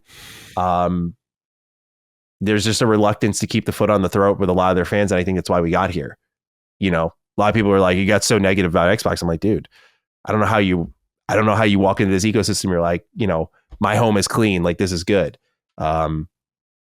It is an aggressive measure by me, but it's because like, I'm not a happy fan right now. I'm like, I think they could do way better. And I think a lot of Xbox would listen to these sorts of things if they didn't have so many people kind of cushioning that blow, you know, because they talk to a lot of people in these industry, no doubt about it. Like, there's definitely, they definitely whisper in the ear of a ton of people. It's clear. So, yeah, I agree. And I don't know. They seem to leverage and utilize and knowingly.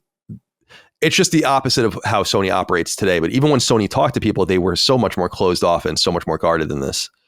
And I will say to Xbox's credit, we've given them a lot of credit for the idea of Game Pass, which I think was a good idea, just poorly executed. But I also say that like the goal wasn't to lose money forever. I'm not trying to suggest that. Like, we know from the FTC leak, like they were like, this is what we need the sub growth to be. And they're nowhere near that number. And so like, it just didn't work. Like I think at this point they would have been at like 60 or 70 million. It's like, you might be at like less than like two-fifths of that at this point. So, so like they just made a reasonable bet, but ultimately a bad bet. And again, it goes back into why I just cannot even believe that there are these people still work there. Like, I just can't even believe it. I'm not even trying to be a dickhead. I can't believe it. It just looks so stupid. It's Matty, you're here, so I can finally use this allegory or this comparison rather, and you'll get it. It's like having a bad team with a bad coach and a bad GM.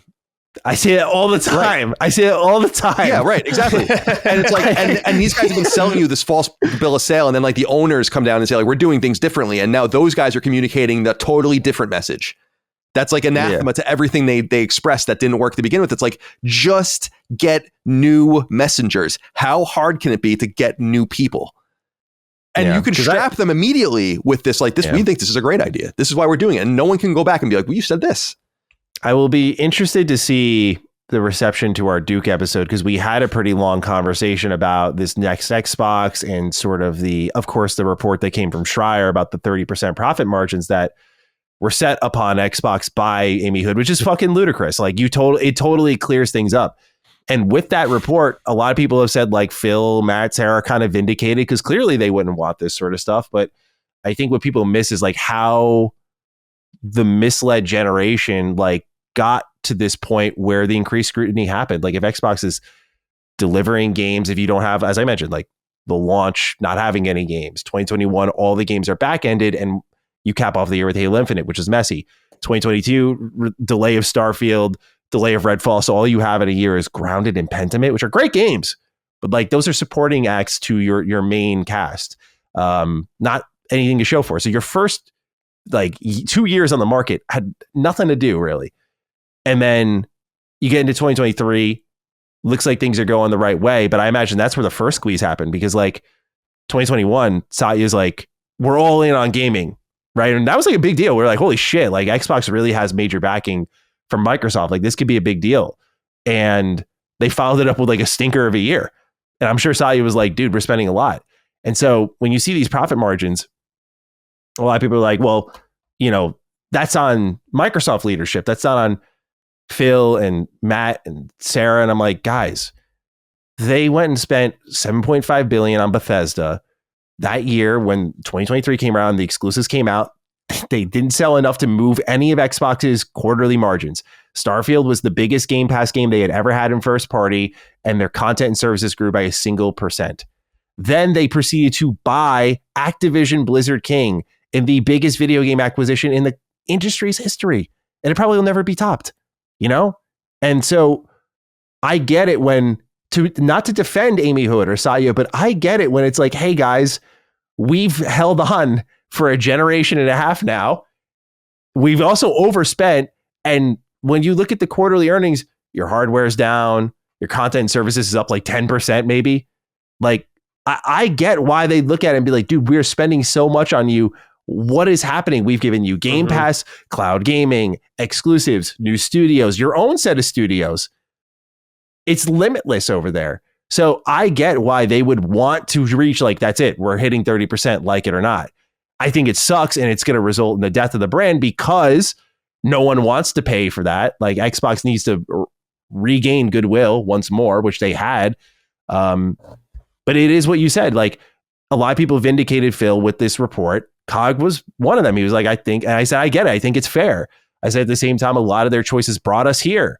And I do think people would be more receptive to Xbox. You know, like a lot of people view, I'm curious if you guys agree, Phil, Matt, and Sarah sort of the buffer between Microsoft leadership and just like, you know, bag carriers who are just like whatever Microsoft leadership says, and Xbox turns into a shell of themselves. Like these are real gamers and they care. And I get mixed feelings about that because on one end, I do think Matt, Phil, and Sarah are like, you know, maybe a little less Matt Booty, but like Phil and Sarah seem to give a shit and have done things that indicated to me they gave a shit. At the same time, I'm like, what, you know, hearing from a different voice that's not going to constantly be backtracking. Like, there's a comment that came out last week. Phil said, like, there's no AI mandate. He's like, I leave it up to the teams. It's about their creativity. That's important to me. And I'm like, yeah, I believe Phil. I'm like, I'm sure to you that is what you feel. But like, this is no doubt going to be a comment that eats him alive in 2 years.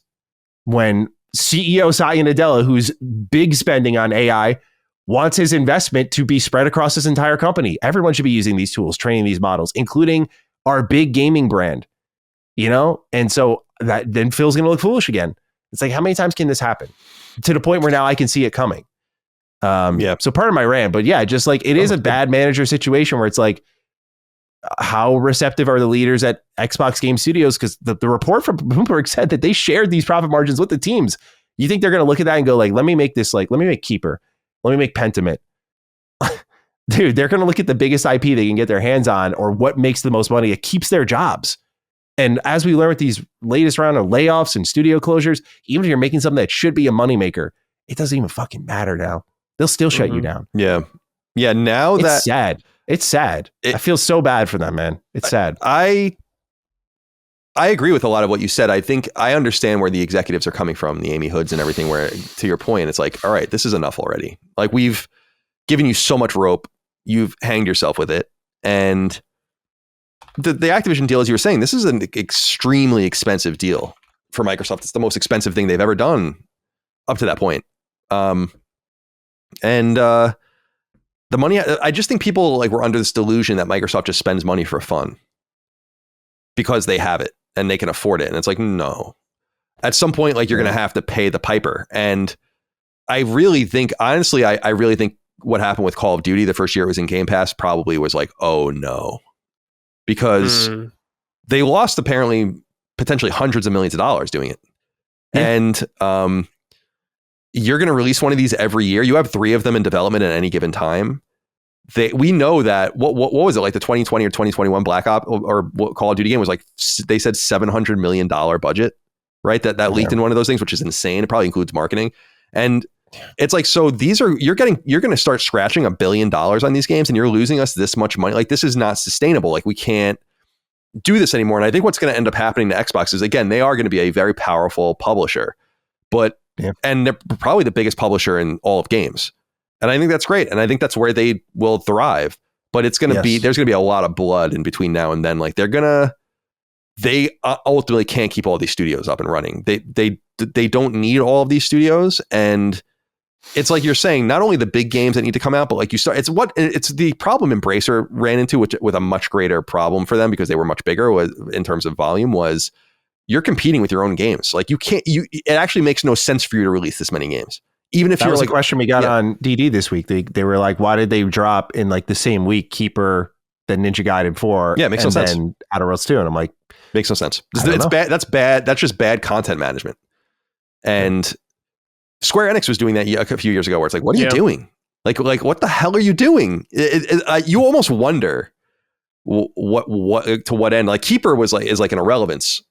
It seems like, and it's too bad because I'm sure, Double Fine's great and I'm sure it's a good game, but you assume studios like Double Fine are in a lot of trouble.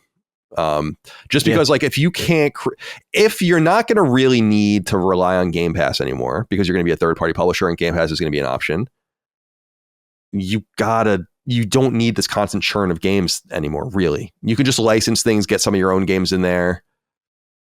it's gonna be bad over there. The unfortunately, I think, and there might be layoffs at Sony too. I don't really know, but the layoffs at Microsoft have definitely not stopped. And I think putting Call of Duty was the last attempt to make this work. And as I said at the time, if it doesn't work for Call of Duty, it's never going to work. And now we know it's not going to work. So yeah, I think by the top of like the end of the first quarter next year, we'll get another pretty big wave. That's kind of the feeling I have. Like they'll have reassessed everything again. They're moving fast. Like that's the thing. I think people are not paying attention to like how quickly they're like making these changes because there's an urgency. And I think that means that there's no like, how do we give it to them straight? Like we're talking about the company that like, you shut down like 3 studios and then Phil sent out a company-wide email about how great Xbox is doing, like this is cold-blooded shit happening right now. And again, that's why I said I feel bad. I think Xbox owns a ton of incredible studios and they have gutted some of my favorites, like I always talk about Bethesda, like they've they've taken away every leader outside of Todd Howard that I think made Bethesda great. Like for me, that is such a tremendous loss. I'm like, of like visionaries, you don't have Shinji Mikami anymore. Matt Firor's gone. Like you guys have lost everybody from that investment outside of Todd, who Todd's probably there because like he calls his own shots, bro. I know that clear as day. Yeah. So he can stay and be like, fuck you guys. Like I'm going to make Elder Scrolls 6 and it's going to be this way. And it's going to make you a lot of money. And he's wise to utilize that, but not everyone has that. It's just such a shame because again, those teams are probably like, I know a lot of teams are putting together portfolios because they're just like, it's, I'd rather be ready. I'd rather be ready, Yeah. And that's just not a good environment to create in, as we all know. Agreed. All right. Let's end it there. Matty, Colin, thank you both for joining me. Thank you for having me. On Halloween. I appreciate your time. Thank you guys for being accommodating. Before we go, any final thoughts or words you guys want to say? Or should we just get out of here? Yeah, we can go. I got this. We're sponsored by Quince or Quince over at Quince. It's like a store, like clothing store. They sent me this leather wallet and it smells so good. Like when you have real leather, like when you walk into the department store. Yeah. And the belts and the wallets and all that. Oh my God. So good. Yeah. Anyway, thanks for having me. It's going to be a good weekend. I have a meeting right after this to talk about the next Lilimo game. So that's going to be fun. Nice. Fun. Yeah. Very nice. Okay. All right. Let's get out of here, everybody. We'll see you next time, everybody. Thanks for watching. Appreciate it. Bye. Goodbye. Summon Sign is a product of Last Stand Media and Colin's Last Stand LLC and is proudly recorded in the USA. The show is written and hosted by me, Brad Ellis. The show is produced by Dustin Furman. All of Last Stand's theme music is by Ramon Narvaez. Summon Sign, along with the rest of Last Stand's media shows, are fan-funded on Patreon at patreon.com/laststandmedia. The following names are at the producer level on Patreon, our highest tier, and we are grateful for your kind contribution and generosity to our independent endeavor. Thank you.